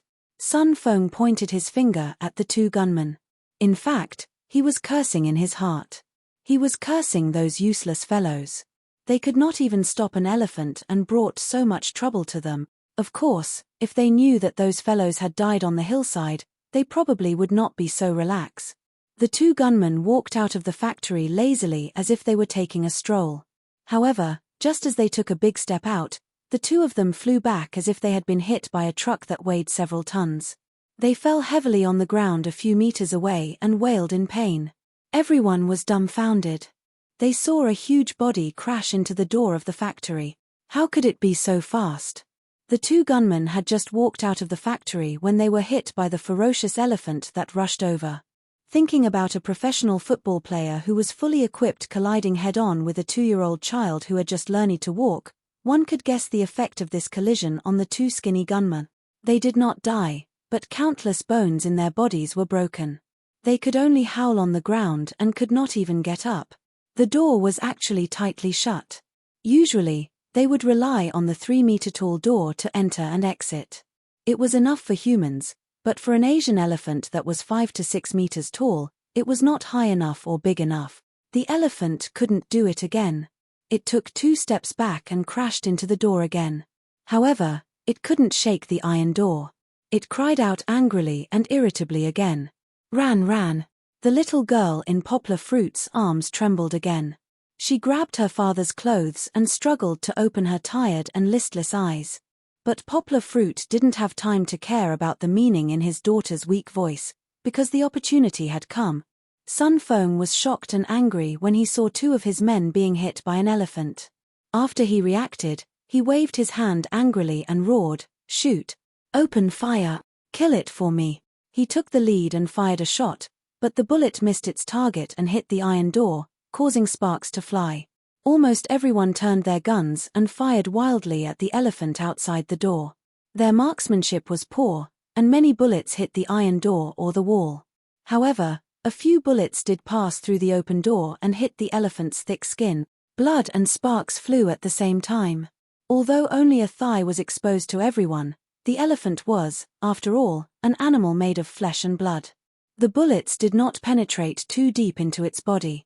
However, with more than a dozen bullets hitting its body, the tearing pain caused the elephant to be unable to stand firm and fall to the ground with a loud bang. Roar! The elephant's mournful cries came one after another. Within those cries, there was pain, as well as deep helplessness and struggle. However, at this time, almost all the criminals' attention was on the invading elephant at the door, including the few upstairs. Poplar Fruit immediately sensed an opportunity. He looked around and didn't see the smoking ghost, but he couldn't care less. He hugged Kiki and ran out like a cheetah. Before he turned around, he took a deep look at the elephant lying on the ground and wailing. Its body was still bursting with new bloody holes. It seemed that Sun Feng and the rest had no intention of stopping. He said silently in his heart, "I'm sorry. You might really be Ran, but I have to save Kiki first." Okay. The wound on his right leg must have split open. The bloody hole where the bullet bit started to bleed again. When Poplar Fruit took the first step, he felt weak. He had been bleeding for half an hour. Moreover, the pain from the wound on his right leg felt like a knife was stabbing his heart. However, Poplar Fruit bit his lower lip. His slightly pale face was very determined. He endured the pain and ran back with his daughter as fast as he could in a 100-meter race. Did no one notice Poplar Fruit sneaking away? Yes. Young team leader Mo noticed it. Because of his hatred, He focused almost all his attention on Poplar Fruit. Even though he was distracted by the elephant, he didn't shoot at the elephant like the others. Sneaking away. Young team leader Mo grinned like a hunter who had found a fox. His blood-red mouth gritted his teeth, full of bloodthirst and brutality. Young team leader Mo raised his gun and pointed it at Poplar Fruit, who was holding Kiki and rushing to a bunker dozens of meters away. If I kill you now, Sun Feng can't blame me, right? Who told you to run? Gaga. Bang. The gunshot sounded, but it didn't cover the noisy gunshots of Sun Feng and the rest. However, the sound of a human body heavily smashing onto the ground was noticed by everyone. Of course, someone suddenly fell to the ground behind them. How could they not notice it? Sun Feng and the rest turned around and were shocked to find young team leader Mo dead on the ground. There was a big black hole in his forehead. Not to mention whether he died with his eyes open or not, half of his head was gone. Yes, Yang Zhengdong, who had been lurking on the roof for a long time, finally made his move. The power of his Barrett directly silenced young team leader Mo, who was about to shoot from the back before he could open fire. Someone panicked and checked who fired the shot, while Sun Feng stared at the fleeing Poplar Fruit. Ah! He angrily raised the AK hanging on his body and fired at Poplar Fruit without caring whether the money was in his account or not. At this moment, Poplar Fruit's adrenaline was surging and his hair stood on end. He knew that danger was coming, but what made him despair was that the space on this floor was too big, too big. He was actually more than 10 meters away from the next bunker. There was no way he could make it in time. Poplar Fruit almost subconsciously rolled on the ground and dodged toward the eye-shaped pillar that was less than 30 centimeters wide. Da. Sun Feng's AK fired, and more than 10 people around him also raised their rifles. There were too many targets. As a sniper, Yang Zhengdong didn't know who to shoot first. Chapter 1385. Da. The muzzle of the gun lit up Sun Feng's face. The blood vessels in his eyes were unusually bloodthirsty. He was furious. Poplar Fruit wanted to escape secretly and even caused the death of his good friend, young leader Mo. Sun Feng, who was infuriated, did not care about money. He wanted to kill the uncooperative Poplar Fruit first. Poplar Fruit had indeed hidden his body behind the eye-shaped iron frame. He lowered his head and wrapped Kiki in it. However, the eye-shaped iron frame was less than 30 centimeters wide. It was not even as wide as Poplar Fruit's hand. It was rusty and could not be used as a perfect cover. Bang bang. The bullets hit the iron frame and made a sound of impact. More bullets rained down on the surrounding ground. Oh! Poplar Fruit's body shook violently. His arms, his left leg that could not be retracted in time, and even his back. Poplar Fruit did not know how many bullets had hit him. He almost curled up and used his whole body to wrap Kiki tightly, blocking all the bullets that could threaten his daughter. He had lost his sense of pain. He felt salty in his mouth. Blood flowed from the corner of his mouth. Perhaps his internal organs were injured. The inner strength in his body was running wildly, but it was useless. It was as if the entire city was on fire. There were only a few firefighting teams. No matter how strong they were, they could not put out the raging fire. Although Poplar Fruit was shot continuously, his consciousness was very clear. Am I going to die here? I feel my life ebbing away. Kiki should be fine. It doesn't matter if I die. Big Brother and the others must save Kiki. However, there were not many bullets that hit Poplar Fruit, only 2 or 3. The rest of the people's attention was attracted by He Wenjue, who fell from the sky. They moved almost simultaneously with Yang Zhengdong's sniper rifle. Meng Sanhua, who had been lying in ambush on the second floor, punched and kicked. Occasionally, he would raise the rifle hanging around his neck and fire a few shots. He was killing the few criminals on the second floor who were using the terrain to their advantage. He Wenjue, on the other hand, was hanging on a rope. Like Spider-Man, he ran down from the top of the building. The short muzzle of the G36K kept spitting out flames. Although He Wenjue was running down the stairs as if he was jumping off a building, his gun was steady. He fired 3 shots in a row, and almost every time he fired, he was able to accurately reap the life of a criminal. Before Hwangja even reached the ground floor, he had already mowed down 4 or 5 criminals like he was reaping wheat. More than 10 criminals had hurriedly fired at him, but they had only hit his back. Hwangja had no choice but to hide behind cover under the suppressive fire. There were still a dozen of them standing, and Meng Sanhua had not finished cleaning up the people upstairs. But soon, Yang Jingdong taught them a lesson. With a gunshot, the head of one of the men beside Sun Feng exploded. Sun Feng was stunned for a moment. His head felt cold and he subconsciously squatted down. Just as he squatted down, he heard a faint muffled gunshot. Just now, a big hole had appeared in the chest of one of his brothers behind him. Hide. Hide first. Sun Feng screamed at the top of his lungs. Under the cover of his brothers, they shot while looking for cover to hide. Of course, during this process, Yang Zhengdong hit another 2 people. Now, Sun Feng only had 8 men with him on the first floor. Because they had found cover and Yang Zhengdong had lost his angle, he stopped shooting. Hugging his sniper rifle, he stood up and prepared to change to another crouch. Although Yang Zhengdong, the sword of Damocles, was hanging over their heads, these criminals were not afraid of death. They kept poking their heads out in 2s and 3s, exchanging fire with Hwangja with their AKs. Hwangja only popped out and fired 2 shots before retreating in a sorry state. So fierce. Hwangja grimaced. It was indeed a little difficult for 3 people to fight against 20 people, not to mention that these criminals used to be warlords. Those who were still alive had received military training. 2 criminals were still exchanging fire with Meng Sanhua upstairs, but they could not help suppress Meng Sanhua. With Meng Sanhua's agility and rich combat experience, they were no match for him at all. Meng Sanhua crouched down to dodge the enemy's fire, and then poked his head out to suppress the enemy. Before the enemy could come out from behind the pillar to suppress him again, Meng Sanhua threw away his gun and jumped. Meng Sanhua used the basic skills of Tan Tui to jump onto the railing of the corridor as if he were Parkour. He ran 2 steps forward steadily. Then, he spread his arms and grabbed the edge of the railing with his gloved hand, and swung out like Mount Tai. Ha! Meng Sanhua exerted force in his dantian and shouted, jumping behind the 2 bandits. Although they saw it, they couldn't react in time. Moreover, they were caught off guard, and it was difficult for them to use their spears at close range. They turned around to face Meng Sanhua, and only had time to glare at him. If a glare could kill someone, then there wouldn't be any human beings in this world. Meng Sanhua pulled a dagger similar to Yang Zhengdong's at his waist and slit the throat of one of the bandits with a cold glint.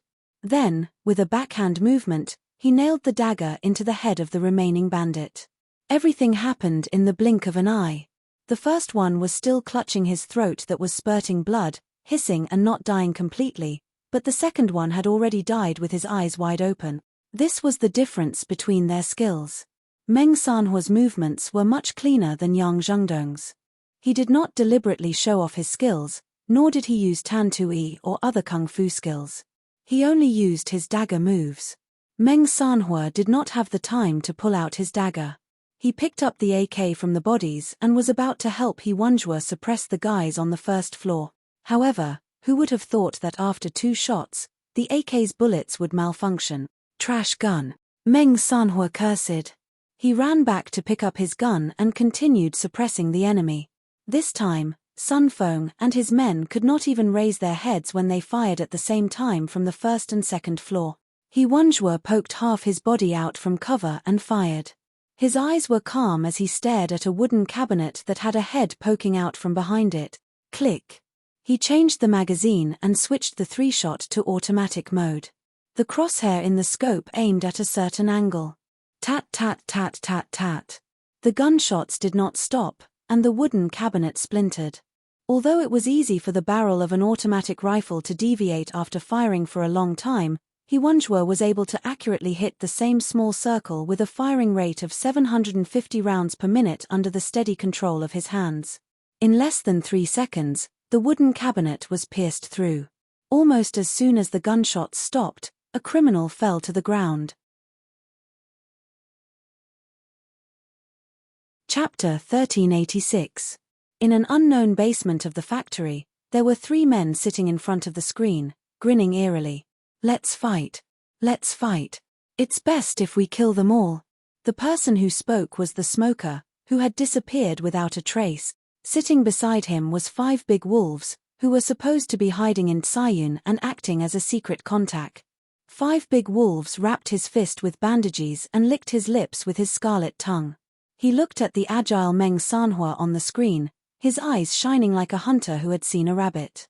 The other one was indeed a middle-aged man with glasses and a mushroom hairstyle. His hand was rubbing a row of red buttons on the side from time to time. His expression was particularly wretched, as if it was not a button, but a hot bikini beauty. "Mushroom Chen." 5 big wolves slapped the back of his head and said, "Give the button to the boss. Is this something you can touch? Wasn't I the one who made this?" Mushroom Chen mumbled, but obediently moved the button to the smoking addict. Mushroom Chen and 5 big wolves were the smoking addict's most trusted subordinates. 5 big wolves was very skilled. When he was a supervisor in the mining area, he accidentally helped an old man and learned a few moves of Shaolin Vajra fist. What really made him improve was after he followed the smoking addict. The smoking addict gave him the Muay Thai secret manual of his former boss, which made 5 big wolves much stronger. Of course, 5 big wolves did not know how strong he was. There was no market for black market Muay Thai around, so there were no experts. In the stockade, everyone was thin and weak, so there was no challenge. The smoking addict also asked him to hide his strength. Naturally, he felt that he could dominate the world, but he really did not take a step forward. As for Mushroom Chen, he was an expert. Of course, it was not because of his skills. His skill was in his head. Mushroom Chen's nickname came from his hairstyle. Mushrooms were his favorite type of weather. How cool would it be to light a fire and see a mushroom cloud? In the past, the smoking addict had met him and knew that he was a lunatic with a high IQ. After he became the boss, he called the smoking addict and asked him to secretly make some toys for him. The method of controlling Mushroom Chen was also very simple and crude. The smoker first made him addicted to the drug, then used the drug to keep him hanging. Mushroom Chen was dead set on following him. The smoker glanced at the button in front of him but didn't care. Instead, he stared at the screen. They did not buy many cameras, and the quality was poor. They could not see the whole scene. For example, the camera on the 2nd floor had captured the fight between Meng Sanhua and Sun Feng's men. But after Meng Sanhua fired from a different spot, they could not see it. Even if there was a wide-angle camera above the empty ground on the 1st floor, it would only be able to see gunfire from both sides. The people were either hiding behind cover or crawling into the room to shoot from the windows. It was impossible to see anyone at all. It was all guesswork, but it had to be said that imagination was very interesting. Mushroom Chen saw a black object being thrown out from Hiwanjua's side. Before he could make a fuss, a flame flashed on the screen. The place where Sun Feng and the others were hiding just now exploded. All kinds of black pieces flew everywhere, like snow that filled the sky. It was easy to imagine what happened to the people inside. Oh, grenade. There's even a grenade. Hehe, I like it. Mushroom Chen shouted as he danced around. The firepower is so strong. The 5 wolves were also shocked. Luckily, they were in the basement and not in that position. Otherwise, they would have been shaken by the shockwave of the grenade. Sun Feng should be dead. The smoking addict stared at the screen and narrowed his eyes. It was hard to tell if he was excited or regretful, or maybe both.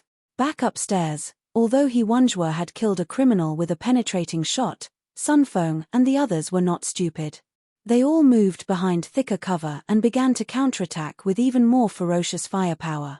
Hiwanjua and Meng Sanhua felt a lot of pressure from twice the number of gunmen firing at the same time.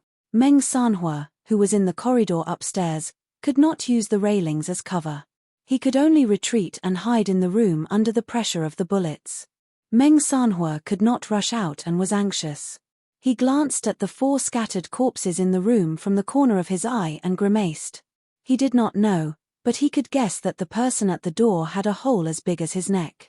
It was probably the mark of Poplar Fruit's Meowdao. This was the result of Poplar Fruit's infiltration. The 4 people from Guogan Gang were silently killed by Poplar Fruit. Poplar Fruit was able to catch his breath at this moment because the firepower on him was focused on Big Brother he and the others. Of course, it was very difficult for him to catch his breath. Poplar Fruit raised his head with difficulty, but felt waves of dizziness and tearing pain. It was not the kind of dizziness that came from squatting for too long, but the kind of dizziness that came from too much blood loss. How many shots had he been shot? Poplar Fruit was still very conscious. Although he could not count how many shots there were definitely no less than 5 bullets in his body. Most of them were his limbs. Then, there was a more troublesome one that entered his body from the back. Although he had subconsciously contracted his muscles and did not bite deeply, the bullet still went in. Who knew if it had damaged his internal organs? Blood flowed like a river under him. Only Poplar Fruit's profound internal energy could keep him from fainting. If it were anyone else, they would have been unable to move. Even the slightest movement was fatal. Poplar Fruit moved his arms slightly. Both his left and right muscles were in severe pain because the bullets had pierced his upper arms. Now, don't talk about exerting strength, even a slight movement would cause him great pain, not to mention his legs. His right leg was injured in the front, but his left leg was too slow when he was dodging, so he was shot twice. Now, Poplar Fruit could almost be said to have lost the ability to move. Fortunately, the other party's weapons were all obsolete goods from the Burmese military, possibly from World War II. The lethality of the bullets was far less than Hiwanjua's weapons. Otherwise, even if Poplar Fruit had several lives, it would not be enough to kill him. But Poplar Fruit still gritted his teeth and circulated his internal energy to all parts of his body, supporting the injured parts. Poplar Fruit even used his internal energy to temporarily cut off, or rather, to obscure the pain he felt. Then, he reluctantly closed his hands, hugged Kiki, and stood up shakily. Of course, this was not a good idea. Because temporarily obscuring the pain, it also obscured the brain's control of his limbs. Poplar Fruit was almost like a walking zombie, his movements were all uncoordinated. Poplar Fruit. Hiwanjua saw Poplar Fruit stand up and was pleasantly surprised. Just now, he thought that Poplar Fruit was going to be shot to death. But he immediately shouted, "Get down." Before he could finish his sentence, Hiwanjua threw a frag grenade at Yang Zhengdong, who had taken out a player with a sniper rifle upstairs, because he had been frightened by Yang Zhengdong's sniper rifle. Chapter 1387. Hiwanjua threw out an offensive grenade. Of course, it was not a domestic product, and it was also the only grenade they had brought with them this time. To be honest, Hiwanjua did not plan to bring a grenade from the beginning. After all, it was not very useful in the rescue of the hostages. Bombs, grenades, and even missiles could only be used in American movies. In reality, by the time they used grenades to fight with the enemy, the hostages would most likely be dead. But after considering that there might be opponents like terrorists, Hiwanjua still brought one just to be safe. He did not expect that although they were not terrorists, the firepower of these ragged Burmese dogs would be so strong. He could not break through the situation for a while, and he was worried about Poplar Fruit's safety. Hiwanjua could only throw out the grenade in his hand. The effect was surprisingly good. Poplar Fruit was not affected much by the explosion of the grenade, he just staggered and fell from the impact. As for Sun Feng and the other criminals, most of them were behind the solid rock bunker with Sun Feng and were directly blown to pieces by the grenade. Including Sun Feng, he was also directly blasted to death. There were still 2 criminals who did not die. They hid in the room and secretly fired their guns. They escaped this disaster, but their courage was scared out of their wits. The opponent had already used such a powerful weapon like a grenade. Could they still continue fighting? If there was another grenade, they would have nowhere to hide in the room. Thus, the second wave of the grenade's effect was achieved. All the resistance and gunshots stopped. The 2 criminals in the room directly threw out the guns in their hands and shouted, we surrender, don't shoot." They spoke in Chinese. Although it was a little awkward because they were only Chinese, they could still hear it clearly. 2 people walked out with their heads lowered in frustration. This time, It was He Wenjua's turn to be in a difficult position. Surrender. How could they surrender? Surrender meant that there would be captives. If they were in China, they could be handed over to the police, but this was overseas. Leaving a captive alive was equivalent to leaving a live witness for others to use against them. If someone investigated and found out that He Wenjua and the others had snuck into their country, they would be court-martialed. He Wenjua's figure slowly walked out of the bunker, but he didn't put down the gun in his hand. His expression flickered, as if he was thinking about something. Meng Sanhua and Yang Zhengdong also stopped firing. They held their guns and waited for He Wenjua's order. In the mysterious basement, the smoker was discussing something with Mushroom Chen. "Are you sure these guys can be covered?" the smoker asked as he pointed at the people standing in the factory.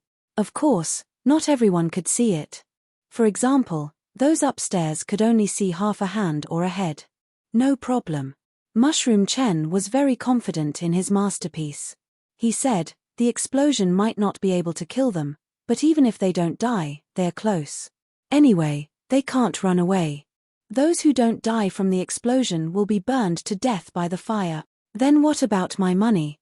the smoker asked as he pointed at the 2 million yuan in cash in the middle of the screen. "Boss, as long as you don't press this button, it won't explode."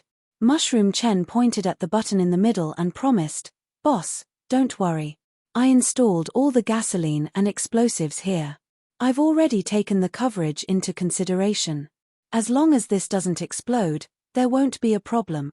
But what?" the smoker asked unhappily. "If you don't explode this, he won't be hit."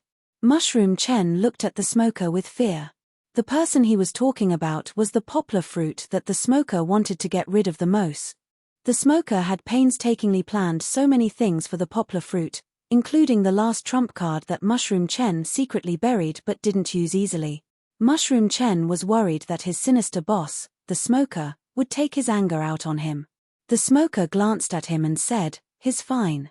I'll take care of him myself later, but I can't let anything happen to my money."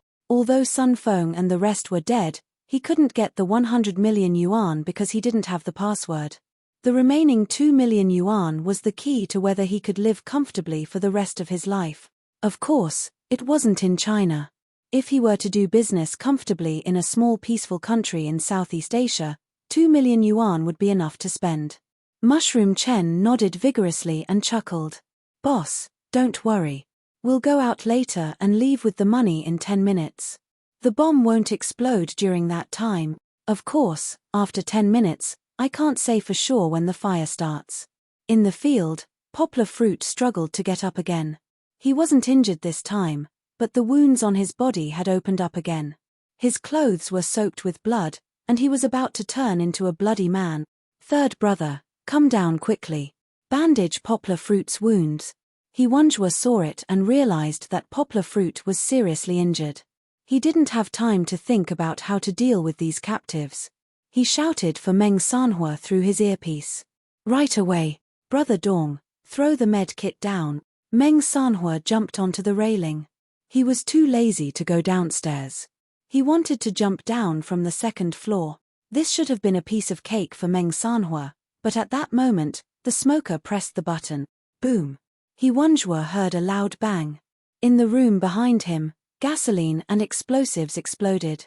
Even though he was far away, the violent shockwave and debris sent He Wenjua flying. He landed heavily on the ground, uncertain if he was still alive. At the same time, there were 2 more explosions. Several rooms on the first floor exploded at the same time. The 2 surrendering criminals who had just walked out of their rooms were instantly engulfed in a sea of fire. The violent shaking shook Meng Sanhua, who was standing on the railing, off the railing. This allowed him to escape the fatal blow of the explosives on the second floor. Because as the explosives exploded, the roiling flames instantly engulfed the corridor on the second floor. Of course, Meng Sanhua, who was in midair, was also thrown out by the shockwave. He fell to the ground in a parabola and fainted without making a sound. The explosives did not manage to blow up Poplar Fruit and the 2 million yuan in cash in the middle, but Mushroom Chen had forgotten about the shockwave caused by the explosion. Yang Guo, who had just stood up not long ago, was a bit dizzy due to excessive blood loss. His premonition of danger didn't allow him to react in time. The ferocious shockwave sent him crashing down for the second time. This time, it was much more serious than the previous grenade. Poplar Fruit unfortunately rolled on the ground for 2 rounds. He could only rely on his own body to protect Kiki. But this time, a lot of rubble pierced his wounds. It was as if salt had been sprinkled on his wounds. The pain was so painful that Poplar Fruit almost fainted. It was the same for the cash. The 2 suitcases were still fine after tumbling a few times. However, the luggage bag that was already unzipped was sent flying by the shockwave. In an instant, the air was filled with grandpa notes. Most of them were engulfed by the flames. Chapter 1388. The 3rd floor was the last to explode. Although Yang Zhengdong was prepared in a hurry, he was still unavoidably sent flying from the 2nd floor by the impact of the explosion. A fall from the 3rd floor wouldn't kill anyone, but Yang Zhengdong's bones were probably shattered from the fall. Perhaps because the impact wasn't strong enough, Yang Zhengdong didn't faint, but he couldn't stand up after struggling for a while. There was a series of explosions. The power of gasoline mixed with explosives wasn't as strong as TNT, so it couldn't directly blow up the entire factory. However, gasoline had a strong adhesive force. It stuck to the building and burned the entire building. The heat of the flames evaporated the moisture in the rainforest. The air became drier and drier. It looked like the entire factory was going to burn down. Regardless of whether they were killed by the explosion, if they continued to stay, they would definitely be engulfed by the sea of fire. At this moment, Yang Zhengdong couldn't move. Meng Sanhua had fainted. He Wanzhua was the closest to the explosion and was sent flying. He was also unconscious. The one in the best condition was probably Poplar Fruit, who was shot 5 or 6 times. Poplar Fruit's injuries were getting worse. He was in so much pain that he almost fainted, but he didn't faint. He was still conscious. He looked around and saw the sea of fire in a daze. He knew that the situation was getting worse. He struggled to get up from the ground. His right hand, which was supporting him on the ground, left a blurry bloody handprint on the ground. Poplar Fruit was really trying his best. His body was trembling from the pain and he was bleeding too much. Even with the support of internal energy, his hands and feet were weak. However, his left hand was still holding onto Kiki with strength. Even though she had been humiliated, scolded, shot at, and bombed, the little girl had always been safe and protected in her father's arms. She was almost unharmed. However, Kiki's situation wasn't optimistic. She might have gastritis due to not eating for 2 days. In addition, she was frightened and crying too much. Now, she had a fever and was unconscious. Poplar Fruit even used some internal energy to try to alleviate his daughter's condition. However, internal energy didn't have much effect on fever. Poplar Fruit stood up and struggled to save Big Brother He and the others who were affected by the explosion. Poplar Fruit was having a hard time judging the situation now. The only thing he could think of was to wake up Big Brother He and the others, then support each other and leave this place. Big Brother He and the others were here for him, so he definitely couldn't ignore them. Besides, his body was riddled with injuries. Even if his blood ran dry, he wouldn't be able to walk out of this forest. But Poplar Fruit had only taken 2 steps when the door of a room suddenly opened. Under Poplar Fruit's astonished gaze, a light motorcycle drove out. The motorcycle was not an expensive model. Instead, it was a very light mountain motorcycle that evolved from a bicycle with an auxiliary engine like the Honda Hornet. It was very common on the streets of Southeast Asia. There were 2 people without helmets sitting on the motorcycle. The 5 big wolves were holding the handle. The 5 big wolves who kidnapped Kiki had turned into ashes. Poplar Fruit could recognize his face, and the one sitting behind the motorcycle was the smoker who he had been wondering where he was hiding. Poplar Fruit suddenly understood. It was the smoker. He was the one who controlled the explosion. It wasn't the 2 people who had just surrendered who deliberately did the stupid thing of dying together. It turned out that he had another person lying in ambush in this factory. No wonder he could disappear without a trace. He was too cunning. However, Poplar Fruit didn't know that there was a basement in this factory. He didn't go underground in his dream. He also didn't know that the 5 big wolves had actually returned to Myanmar behind everyone's back. The person who sent the message to Poplar Fruit was just another person hired by him. What Poplar Fruit didn't know was that the smoker actually had another subordinate. It was just that Mushroom Chen didn't have the chance to appear in front of him again. Mushroom Chen had lost his value, and because the addiction would constantly deplete the smoker's inventory, the smoker took advantage of the anger of having his money burned and shot Mushroom Chen before he left. Therefore, there was only one person left in the basement lying on the table with his head bleeding. The smoker sat on the motorcycle and stopped in the middle of the factory. Next to him were the 2 boxes of money. The smoker got off the motorcycle. He didn't rush to get the money. Instead, he looked at Poplar Fruit with a smug smile. Fuck. Poplar Fruit cursed in his heart. He saw the smoker carry a long green cylinder on his shoulder without saying a word. That was an RPG. Bye-bye. The smoker muttered softly. He seemed to understand that many villains died because they talked too much. He didn't waste any more time talking to Poplar Fruit and pulled the trigger. Goodbye, my not. Poplar Fruit had no chance of dodging. He had been shot too many times, especially in his left and right legs. There was no way he could dodge quickly. Seeing the smoker's action, Poplar Fruit's pupils dilated. His body reacted almost automatically.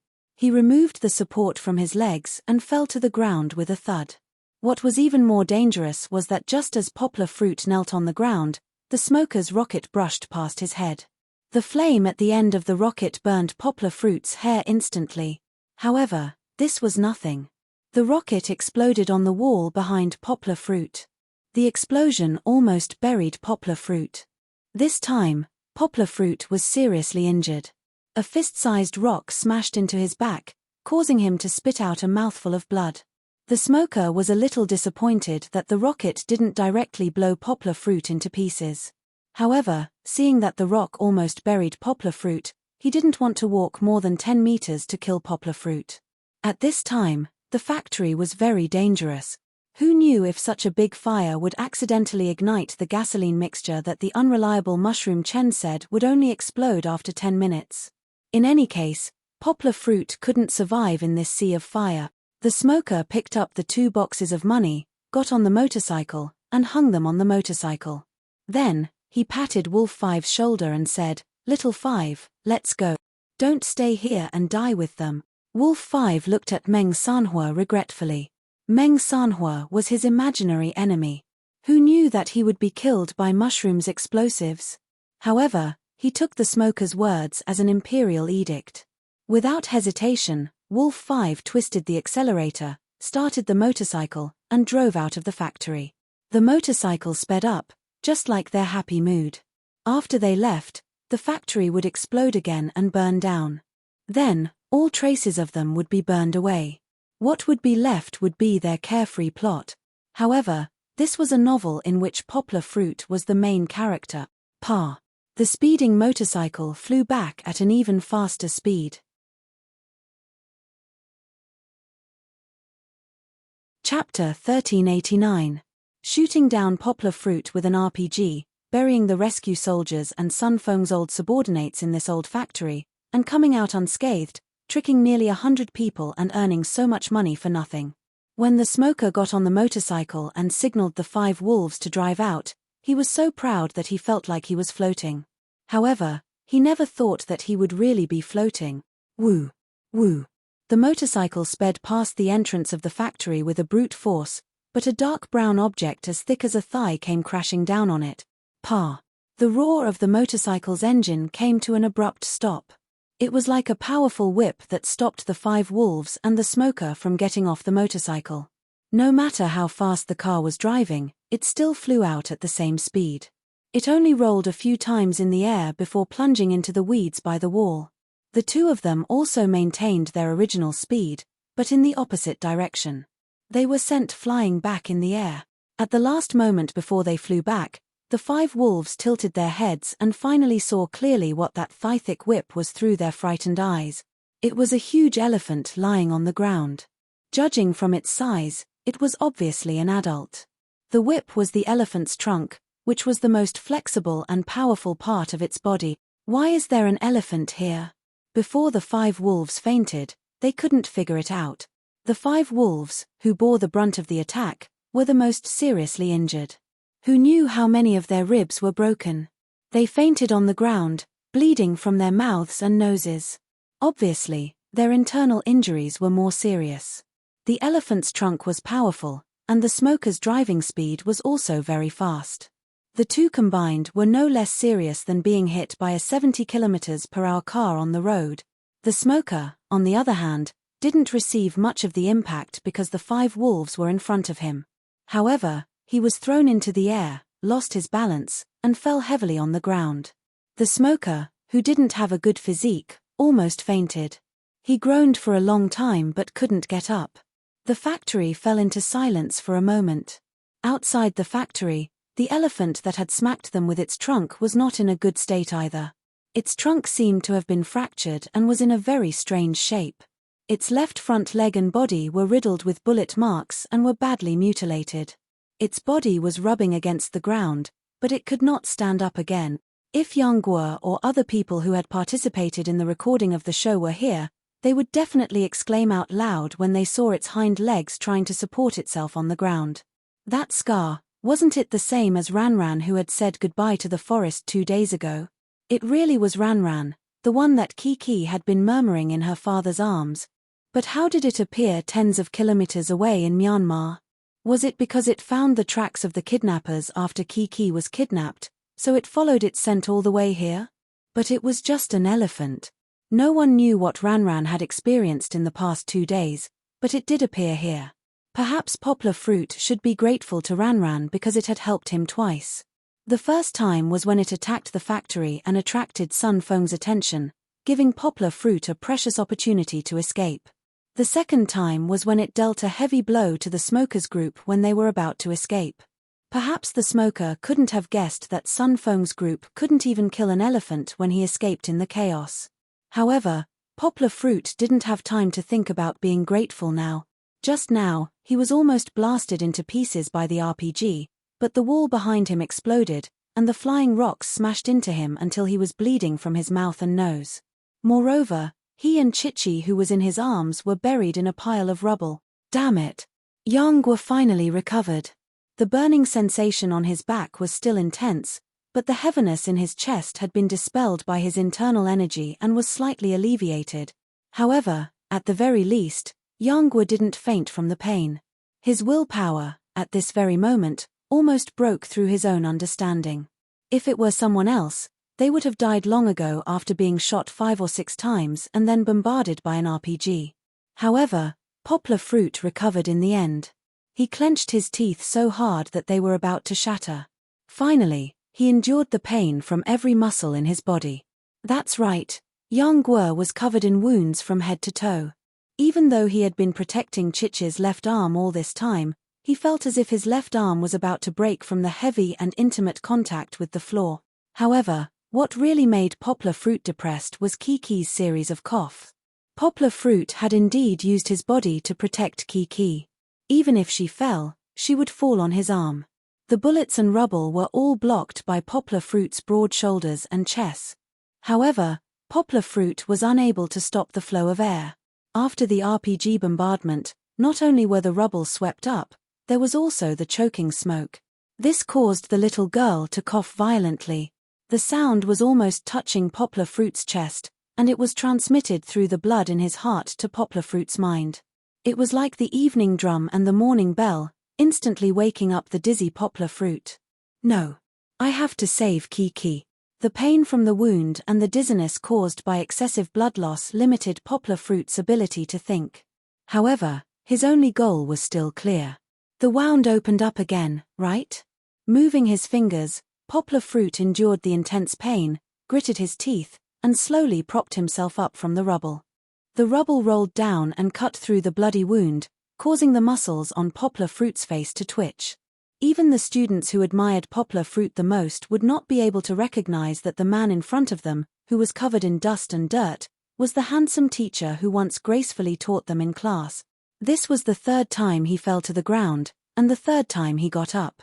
However, this time, it seemed to have exhausted all the strength in Poplar Fruit's body.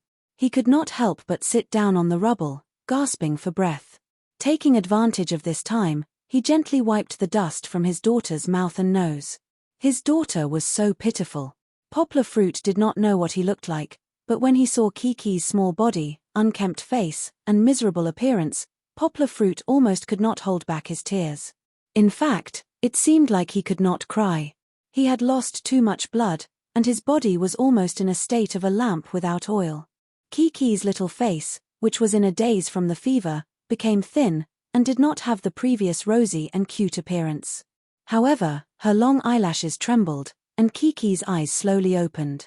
They were still bright and watery. Although a little dazed, the moment she saw her father, Kiki's eyes were filled with happiness and joy. Kiki only had her father in her eyes, but Poplar Fruit could see a figure gradually getting up from behind her from the reflection in her eyes. Chapter 1390. Fuck. He's still not dead. The smoker cursed in his heart as he struggled to get up from the ground. Of course, he wasn't talking about himself. He didn't want to die. The smoker was talking about Poplar Fruit, who was also sitting on the rocks when he got up. The smoker couldn't figure out why Poplar Fruit was still alive after being hit by an RPG and rocks. But it didn't matter. It was time to end this. The smoker grinned maliciously. He pulled out his gun from his waist and walked forward step by step. He thought cruelly, I'll kill his daughter first, then kill him. The smoker wanted Poplar Fruit to see his daughter die with his own eyes. However, Poplar Fruit saw him stand up.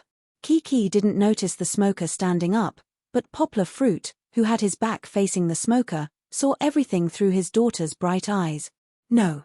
Poplar Fruit stood up abruptly. At that moment, he seemed to have forgotten all the pain in his body. His exhausted body seemed to have regained some strength. Poplar Fruit stood up with his legs, which had been shot 3 times, and pounced on the smoker like a ferocious tiger. Roar. Poplar Fruit's roar stunned the smoker. He was so scared that he almost lost his grip on his gun and was pushed to the ground by Poplar Fruit. Go to hell. Poplar Fruit's roar was so loud that no one could understand what he was saying. However, his murderous intent was transmitted directly into the smoker's mind through his hands that were tightly wrapped around the smoker's neck.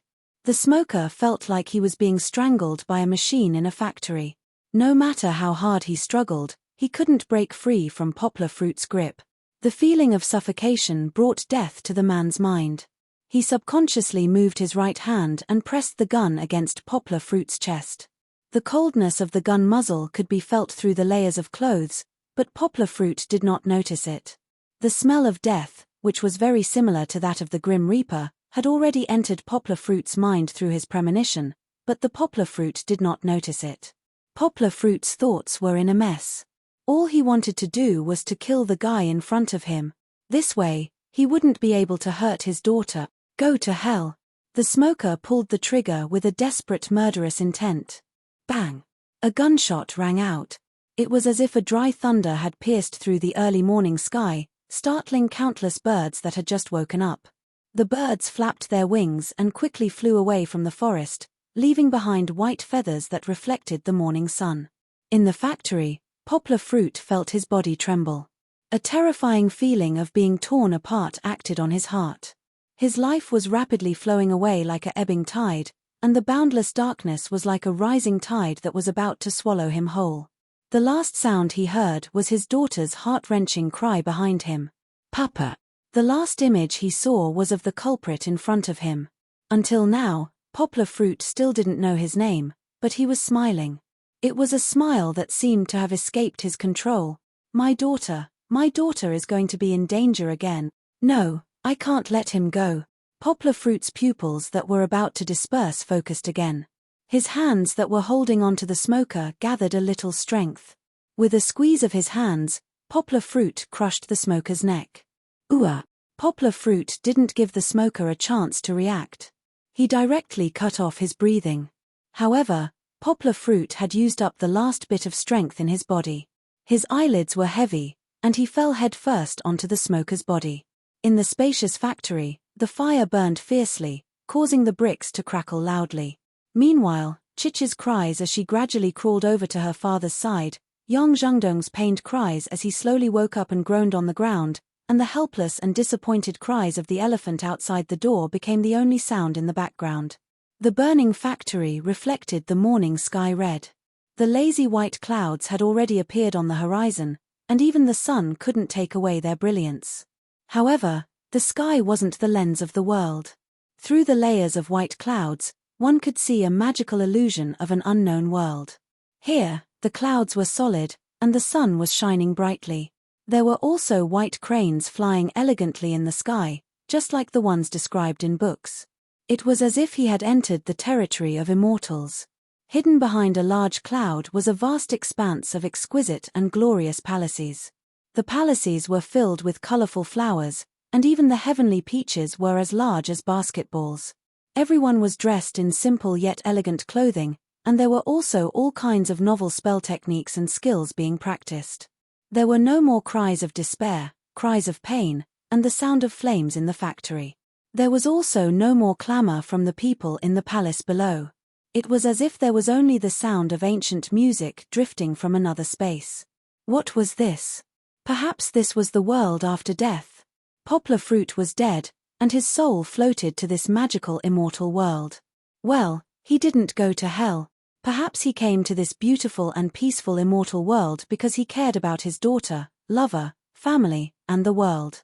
Perhaps Yang Guo would be able to see her daughter in this place. The end of the book. Wait. Are you kidding me? How could it be the end of the book? The naughty Xiao Han was kicked back to reality by Poplar Fruit. Just as the fire in the factory was getting stronger and stronger, and it was about to fall into a desperate situation, 3 figures suddenly rushed in from the door. The 3 reinforcements from the military of Shu Du had finally arrived. Oh no! Help! Rushing into the burning factory, the leader of the team saw the situation at a glance and shouted loudly. One rushed to Kiki, who was holding her father's hand and crying in the middle. The other captain rushed to Yang Zhengdong, who was still breathing. It's Yang Zhengdong. In fact, they all knew each other. They had communicated with each other in the Special Forces competition. The captain asked his teammates to set up the support and shouted to Yang Zhengdong, "Are you all right? Did you hurt your spine?" "I'm fine. I won't die." Yang Zhengdong smiled bitterly and asked the captain to help him up. He must have internal injuries, but he had to endure it at this time. Save Laro He and Laro Meng. They are over there. He Wenjue and Meng Sanhua hadn't woken up yet. On the other side, the Special Forces soldier who wanted to take Kiki out of the fire was in a difficult situation. Kiki was crying and shouting, and she refused to let go of her father's hand.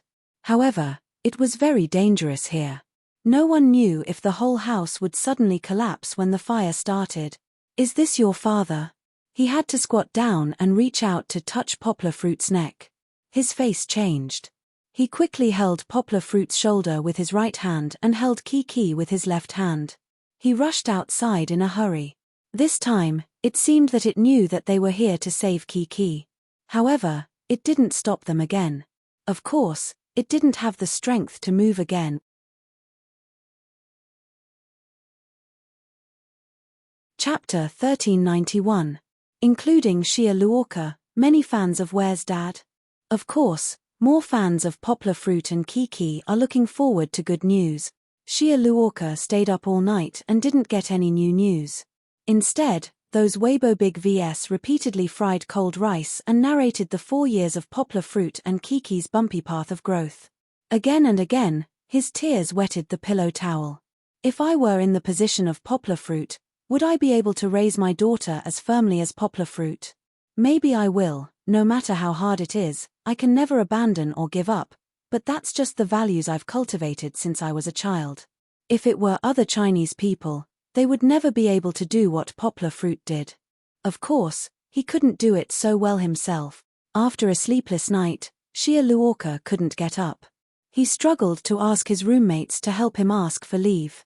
This was unprecedented for a good student, Xia Luoka. But Xia Luoka couldn't hold on any longer. He fell down and slept for almost the whole morning. It wasn't until 12 o'clock at noon when his roommates came back and the dormitory gradually became noisy that he woke up leisurely. "Hey, have you heard? They're all talking about that teacher today. I don't understand why those girls like him so much. I don't think he's as handsome as me." Shia Luoka heard his roommate's words in a daze, and the corners of his mouth curled up slightly.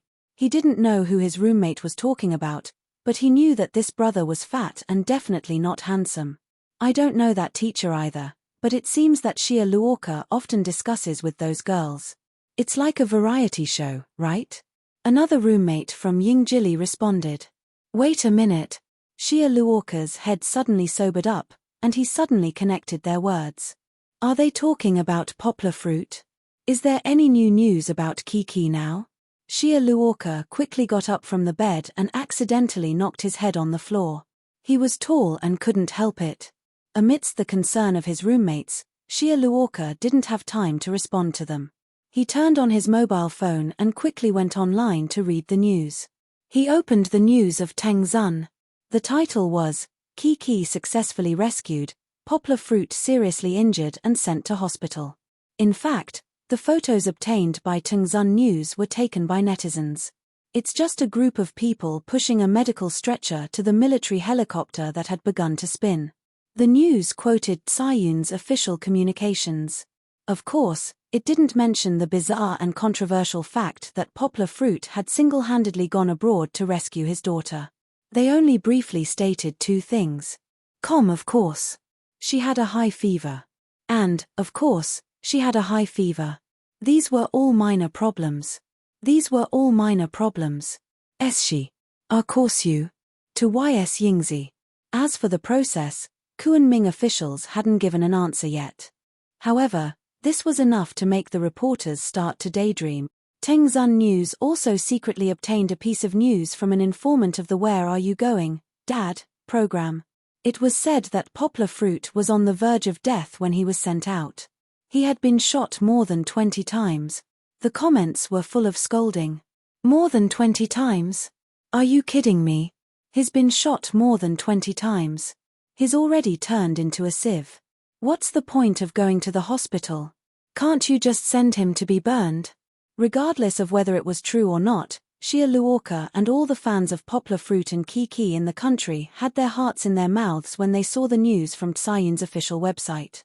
Regardless of whether they liked poplar fruit or only liked Kiki, none of them wanted poplar fruit to die. Kiki, who had just been born as a single-parent child, was already miserable enough. No one wanted to see Kiki become a real orphan. Most of the fans who liked poplar fruit couldn't help but cry because a lot of the news was very mysterious. It was as if poplar fruit wouldn't be able to survive until he was sent to the operating table. In fact, when Shia Luoka saw the news, poplar fruit had already been sent to Kunming Hospital for emergency treatment. The doctor was busy removing 7 bullets from his body. During this period, poplar fruit went into critical shock several times. When the doctor came out with the notice of critical illness for Fong Beibei to sign, Fong Beibei fainted from crying and was sent to Kiki's ward for an intravenous drip. Fong Beibei's body was relatively weak, and she had been in a state of emotional turmoil for the past few days. When she saw the notice of critical illness, she thought that poplar fruit was dying. Zheng Yujie couldn't hold on either. Like Fong Beibei, she didn't sleep at all.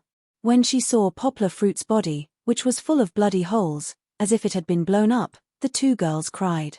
When the notice of critical illness was sent out for the second time, Zhang Yujie, who was only slightly better, was also sent to the ward for an intravenous drip. Outside the emergency room, Yang Wanxiong, producer Xie, and other relevant people were waiting anxiously. Because it was a cross-border operation, the process of the matter had to be strictly confidential, so producer Xie didn't know the rescue process at all. But Yang Wanxiong knew. He knew that when the 3 special forces of the Shudu military region arrived at the scene, the two sides were almost in a state of mutual destruction. Poplar Fruit, who had been rescued, was brought back to China, while the Smoking Man and the others were swallowed by the collapsed factory in front of the special forces. He Wenjue and Meng Sanhua were actually fine. Because they were wearing bulletproof vests, they didn't have any serious injuries. They were in a coma because of the serious impact, and some slight concussions. But after being carried to a safe place by the reinforcements, they gradually regained their ability to move. Yang Zhengdong, on the other hand, was more seriously injured. He fell from the third floor, and several of his ribs were broken. He also had internal injuries, so he had to be carried back on a stretcher. But the stretcher was given to Poplar Fruit, so he sadly lay on a stretcher made of branches. Needless to say, Poplar Fruit's injuries were the most serious. The smoking man's last shot almost killed Poplar Fruit. From the time they were sent to the hospital until Feng Beibei and Zheng Yujie woke up, Poplar Fruit had not been pushed out of the operating room. No matter how many discussions there were on the internet, Poplar Fruit just lay there motionless. After going through 5 life and death crises, the 2 groups of doctors in Kunming First Hospital worked continuously for more than 20 hours before the operation was finally over, but the doctor's expression was not optimistic. He looked at Feng Beibei and Zheng Yujie, who had already woken up, He Wenjue and Meng Sanhua, who had finished bandaging their wounds, and said to Yang Wanxiong and the others, the operation was very successful. He was very lucky. The bullet just missed his heart by less than 3 millimeters. But his condition is still very unstable, so he needs to stay in the ICU for further observation. Poplar Fruit was very lucky. But who knew that his heart was right under the smoking man's muzzle, and it was the mysterious energy in his body that automatically moved his heart away.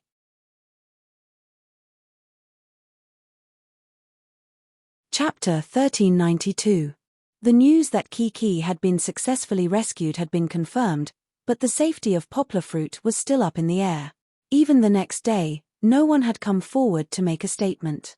In fact, after the surgery the next day, He Wenjue and Zheng Yujie had already arranged for Poplar Fruit to be transferred to another hospital. Zheng Yujie's connections were even stronger, so she helped Poplar Fruit to get a special care bed in Beijing Military General Hospital. He Wenjue arranged for a military plane to help send him to Beijing. Feng Beibei and Kiki were worried about Poplar Fruit, so they also followed and stayed by Poplar Fruit's side. They were almost isolated from the rest of the world. They only had phone calls to contact their families and report on Poplar Fruit's condition. Naturally, they would not announce Poplar Fruit's condition on social media.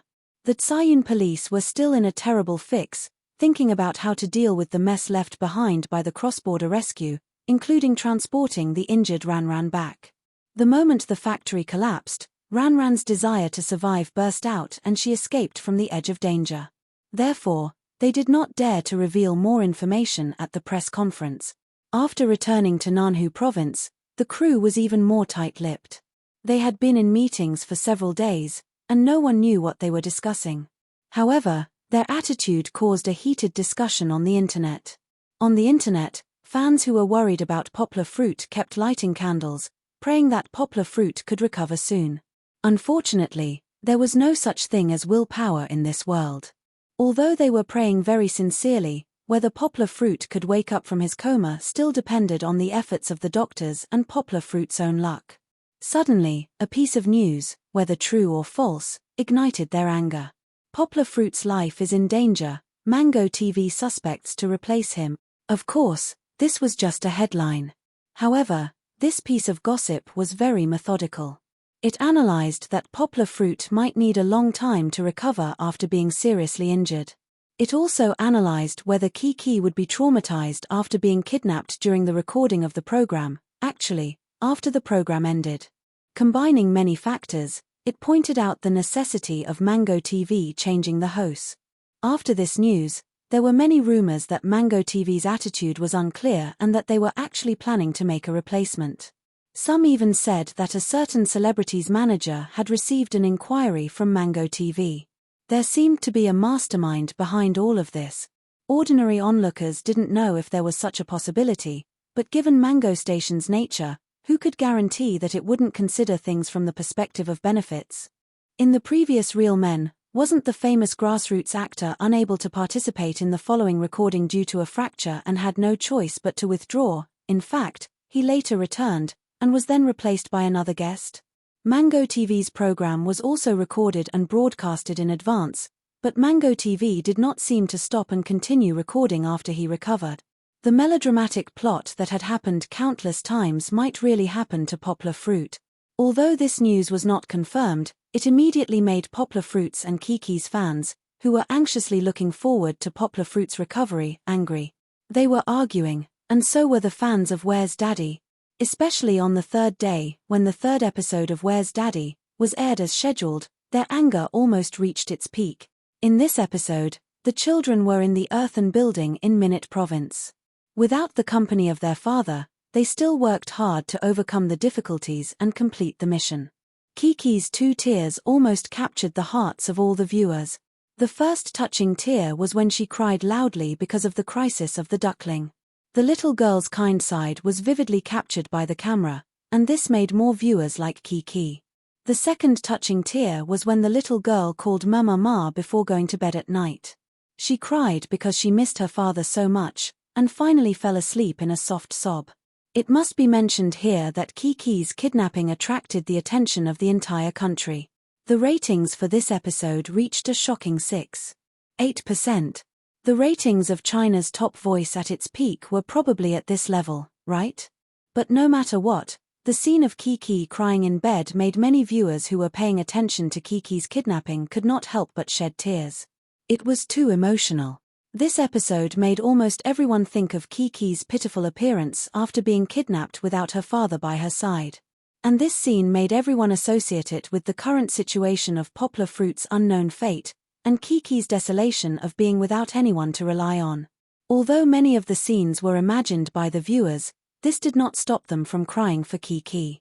Perhaps this was because they resonated with Kiki through the show, and a halo of empathy affected their emotions. Also, because of the touching and worry, the rumors online that Mango TV was going to replace Poplar Fruit set off waves of anger.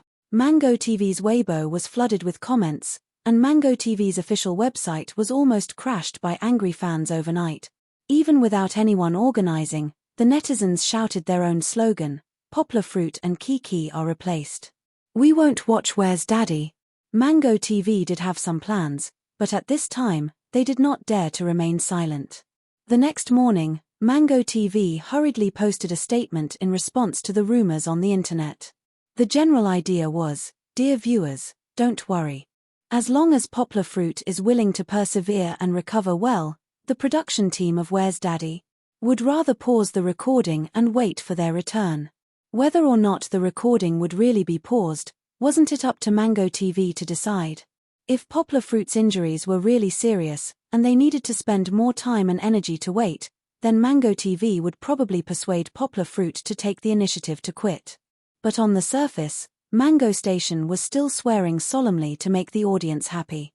Even the other 4 fathers, who had already posted on Weibo to pray for Poplar Fruit, were asked by Mango TV to post another Weibo to say that they were with Poplar Fruit and were looking forward to his healthy return. It was a show, but the 4 fathers' concern for Poplar Fruit was indeed sincere. On the day that Poplar Fruit was rescued, they called to ask about his condition. Even after Poplar Fruit arrived in Beijing, the 3 fathers in Beijing wanted to visit him. However, since Poplar Fruit had not woken up yet, Fong Beibei politely rejected their request. Regardless, Mango TV's remedy had a certain effect. Many of the audience members, who were just making a fuss, began to give up. However, Poplar Fruit and Kiki's fans still maintained a reserved attitude. They said that they would continue to pay attention, and Mango TV could forget about secretly replacing them.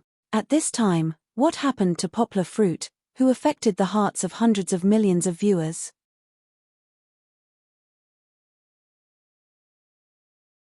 Chapter 1393. It was another morning. The sunlight outside the window shone through the greenery and into the room, reflecting a golden glow on the white bed and blankets. Fong Beibei rubbed her eyes and propped herself up from the edge of the bed. There was a caretaker's bed next to her, and Kiki was sleeping soundly on it. The remaining space was enough for Fong Beibei to sleep. However, Fong Beibei was always unwilling to leave Poplar Fruit's side. She always leaned on his bedside and held Poplar Fruit's hand to feel his pulse and body temperature. Only then did she feel a little relieved. The morning sun was very warm, and it could drive away the cold in the hospital. However, because the sun was shining directly into Poplar Fruit's eyes, Fong Beibei stood up and went to the window. She adjusted the curtains in an attempt to block out part of the sun so that it would not affect poplar fruit. You don't have to close it. It's fine like this. Suddenly, a hoarse voice came from behind her.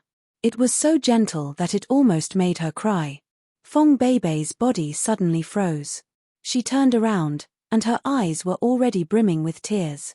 Silly. Poplar fruit had already opened his eyes, which had been asleep for a long time. The love in his eyes could almost melt the winter's ice. He said softly and wanted to stretch out his hand, but he realized that his hands and feet were fixed on the bed. His 4 limbs were shot and were not fixed. If he randomly twitched like he did on the first night, his wounds would definitely start bleeding again. Fortunately, his neck could still move. He turned his head to look at Kiki, who was sleeping soundly on the bed next to him, and only then did he feel relieved. Kiki is fine. She recovered a long time ago. She was just worried about you.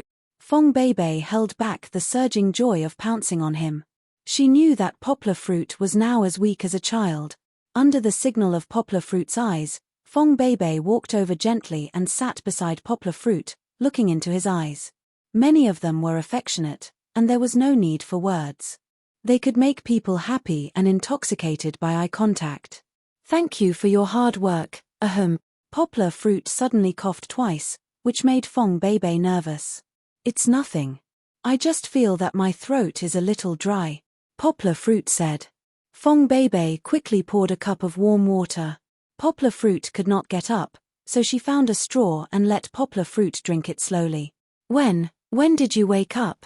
Seeing Yang Guo staring at her, Fang Beibei suddenly blushed. She grabbed her hair with her hand. She then realized that she had just woken up. Her face had not been washed, and her hair was messy.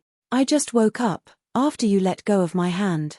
Poplar fruit's eyes were smiling, and said softly, don't do it anymore.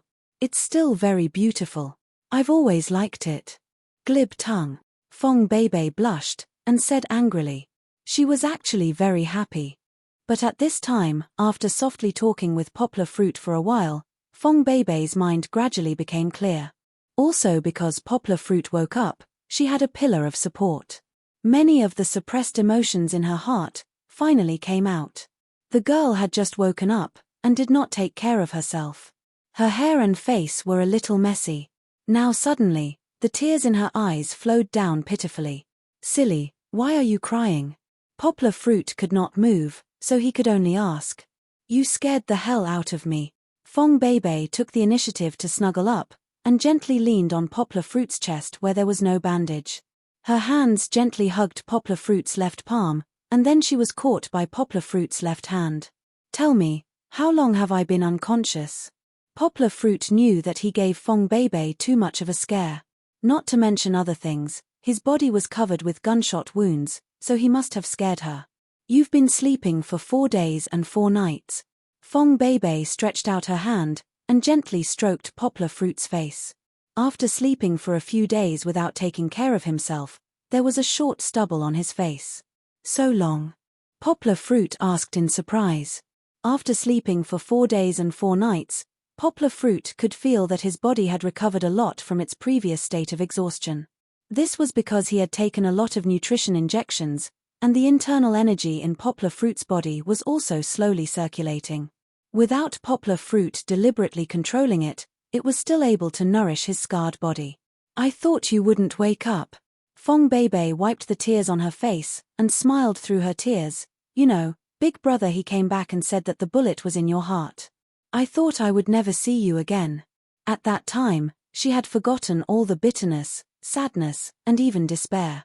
Nothing could compare to the joy of her beloved waking up at this moment. How could that be? With you thinking about me, how could I not see you?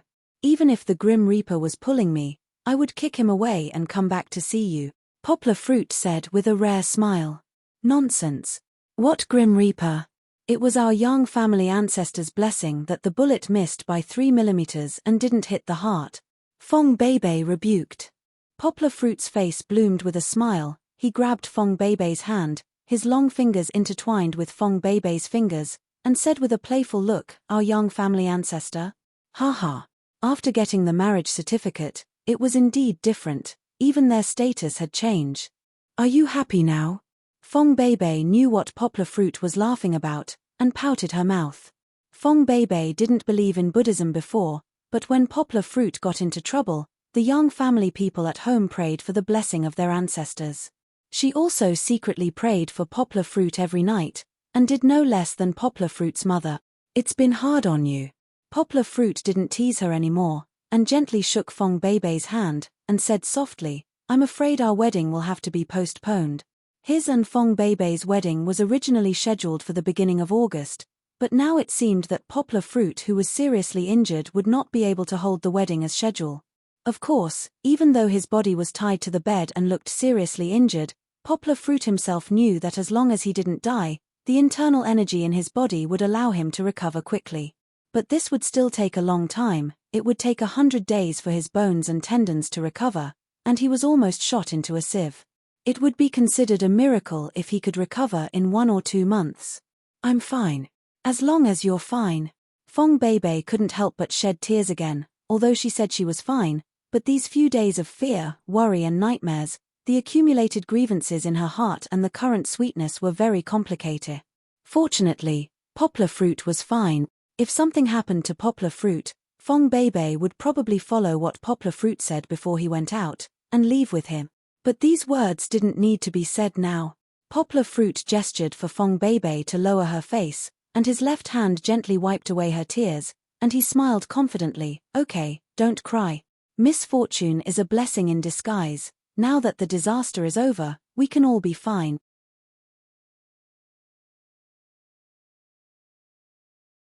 Chapter 1394. Poplar Fruit's injuries weren't like other people who would look yellow and emaciated after lying in bed for several days and nights. Although he looked more haggard than before, he was still able to talk and laugh as if he was just a patient with a minor injury. Even the doctor who came over to check on Poplar Fruit when he heard that he had woken up was amazed. Of course, Fong Beibei was still scolded. Although it was Kiki who had pounced on Poplar Fruit and caused his wound to open up, the white-haired doctor still had to criticize Fong Beibei for not doing her duty as a nurse. The nurse came over to change Poplar Fruit's bandages. The wound was still badly mangled and Fong Beibei felt very uncomfortable looking at it. However, the Poplar Fruit's calm and composed appearance gave Fong Beibei some comfort. Didn't Poplar Fruit feel any pain? Actually, it still hurt. However, after experiencing the intense pain of the factory fire, Poplar Fruit's pain tolerance seemed to have improved a lot. After all, Poplar Fruit had survived in the ruins of a battlefield with bloody handprints. What about Big Brother He and the others? How are they? Poplar Fruit finally remembered that when he was dizzy from excessive bleeding, Big Brother He and the others seemed to have been hit by a bomb in order to save him. However, their lives shouldn't be in danger because when he woke up earlier, Fong Beibei had mentioned him. Big Brother He and the others are fine, Fong Beibei said. Big Brother He and Big Brother Meng had a slight concussion, but according to Big Brother He, they'll be discharged soon. Big Brother Yang Zhengdong still needs to recuperate. He broke a few ribs. When we return to Yang Cheng, we'll visit Big Brother Yang Zhengdong again, okay? Ah! Fong Beibei exclaimed. Only then did she wake up from her concern for Poplar Fruit. She stuck out her tongue and said embarrassedly, Aya, I forgot that I had to inform my family and Big Brother He when you woke up. After a pause, Fong Beibei counted with her fingers and added, and Big Sister Yujie. Oh, and the school, President Chen, and the principal have all called. There are also many people, like Big Brother Liu Yi and Big Brother Che and Juan, who are recording the show. These few days, they all called to visit you in Beijing. We can't let anyone visit you now. We have to observe you for a few days. We can only allow you to visit once your condition is stable, the nurse said through the mask as she bandaged Yang Guo. However, Yang Guo's focus wasn't on the visit. He asked in surprise, Beijing? We're in Beijing. Fong Beibei nodded. She hesitated for a moment and saw the nurse leave after putting on the bandage. She said to Poplar Fruit, It was Big Sister Yujie who helped me find some connections. Because you were bleeding internally and your condition wasn't looking good, Big Sister Yujie said that the doctors in Beijing Military General Hospital are the best in the country, so she sent you to Beijing. Poplar Fruit understood. However, he didn't want to mention Zhang Yujie in front of Fong Beibei. Although their relationship was simple, it would become complicated between two women. He smiled and explained to Fong Beibei what had happened in the past few days. For example, how the reinforcements saved them at the last moment and how the police cleaned up the mess. Fong Beibei didn't know much about these things, but Poplar Fruit just wanted to change the topic. When Fong Beibei went outside to call her family to inform them of the good news that Poplar Fruit had woken up, Kiki reluctantly ran over to her father's side and played with her father's hand. With her father by her side, the little girl didn't have to continue being strong. She just had to be her father's obedient daughter. She was the happiest. "Papa, let me tell you, I saw Ran Ran that day," Kiki said seriously. Poplar Fruit knew what his daughter was talking about. He asked in surprise, "Is that really Ran Ran?" It's true. But Ran Ran is so pitiful." Chichi pouted her little mouth and said, "It suffered a very, very serious injury and almost died. But I have a feeling that Ran Ran is still alive, and it will be fine, right?" Poplar Fruit remembered that in order to save them, Ran Ran was fiercely shot by the group of bandits, and at the last moment, there was a big fire. After all that, Ran Ran was probably in danger. He didn't know how to comfort his daughter, so he just held Kiki's hand and said softly, "Well, Ran Ran will be fine. He will be very happy." In his heart, Poplar Fruit added softly, "In heaven, Ran Ran won't be hurt by human beings anymore." Of course, Ran Ran was actually still alive. Later, Poplar Fruit found out that after they came back, Tian Saiyun sent a small, inconspicuous team, led by the 3 special forces, back to the factory in the valley and cleaned up all the clues left in the burned factory. He didn't know what method they used to transport Ran Ran back to Mengjing from more than 10 kilometers away. Under the careful care of Ran Ran's father, Mr. Bear, Ran Ran finally recovered after recuperating for nearly a year. Of course, Poplar Fruit and Kiki also visited Ran Ran during this time. Then, the next year, Ran Ran was released into nature again. Poplar Fruit also brought Kiki to send Ran Ran off. Of course, this was all in the future. Now, Poplar Fruit was actually coaxing his daughter.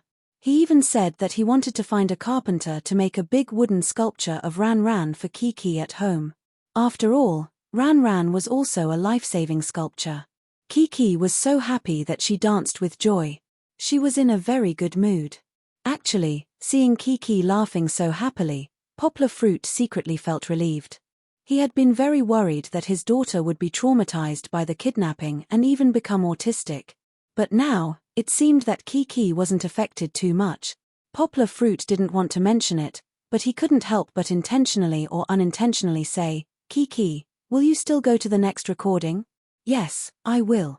Kiki nodded and smiled sweetly. "But I have to wait for Papa to recover before we can go together. That way, Papa can protect me." Poplar Fruit smiled and said, "Then next time, Papa will definitely protect you and drive away those bad guys as soon as possible. I won't let them get close to Kiki, okay?" Kiki nodded and gestured with her hands as if she was describing a sheep with long horns. She said seriously, "Papa, let me tell you. In fact, I'm not afraid of those bad guys. Because I know Papa will definitely come to save me." "Really?" Poplar Fruit was a little touched and a little surprised. He smiled and said, Yes. I told them that my Papa will become a pleasant sheep, and then defeat you big bad wolves." The little girl clenched her small fist and gestured with her hands, which was very cute. She also forgot that she was crying very hard at that time, but it was a good thing to have this belief. Believing that evil can't prevail over good can maintain the positive energy of optimism. Poplar Fruit looked at his daughter with a smile, and a gratified look appeared in his eyes. You're tuning in to the Dreamy Chapters YouTube channel. We're so grateful for your support, and don't forget to subscribe to join us on this incredible journey through captivating stories. Your generosity through donations truly makes a world of difference, as it's the primary source of revenue that allows me to expand and enhance this channel for you. Thank you from the bottom of my heart for being a part of this adventure.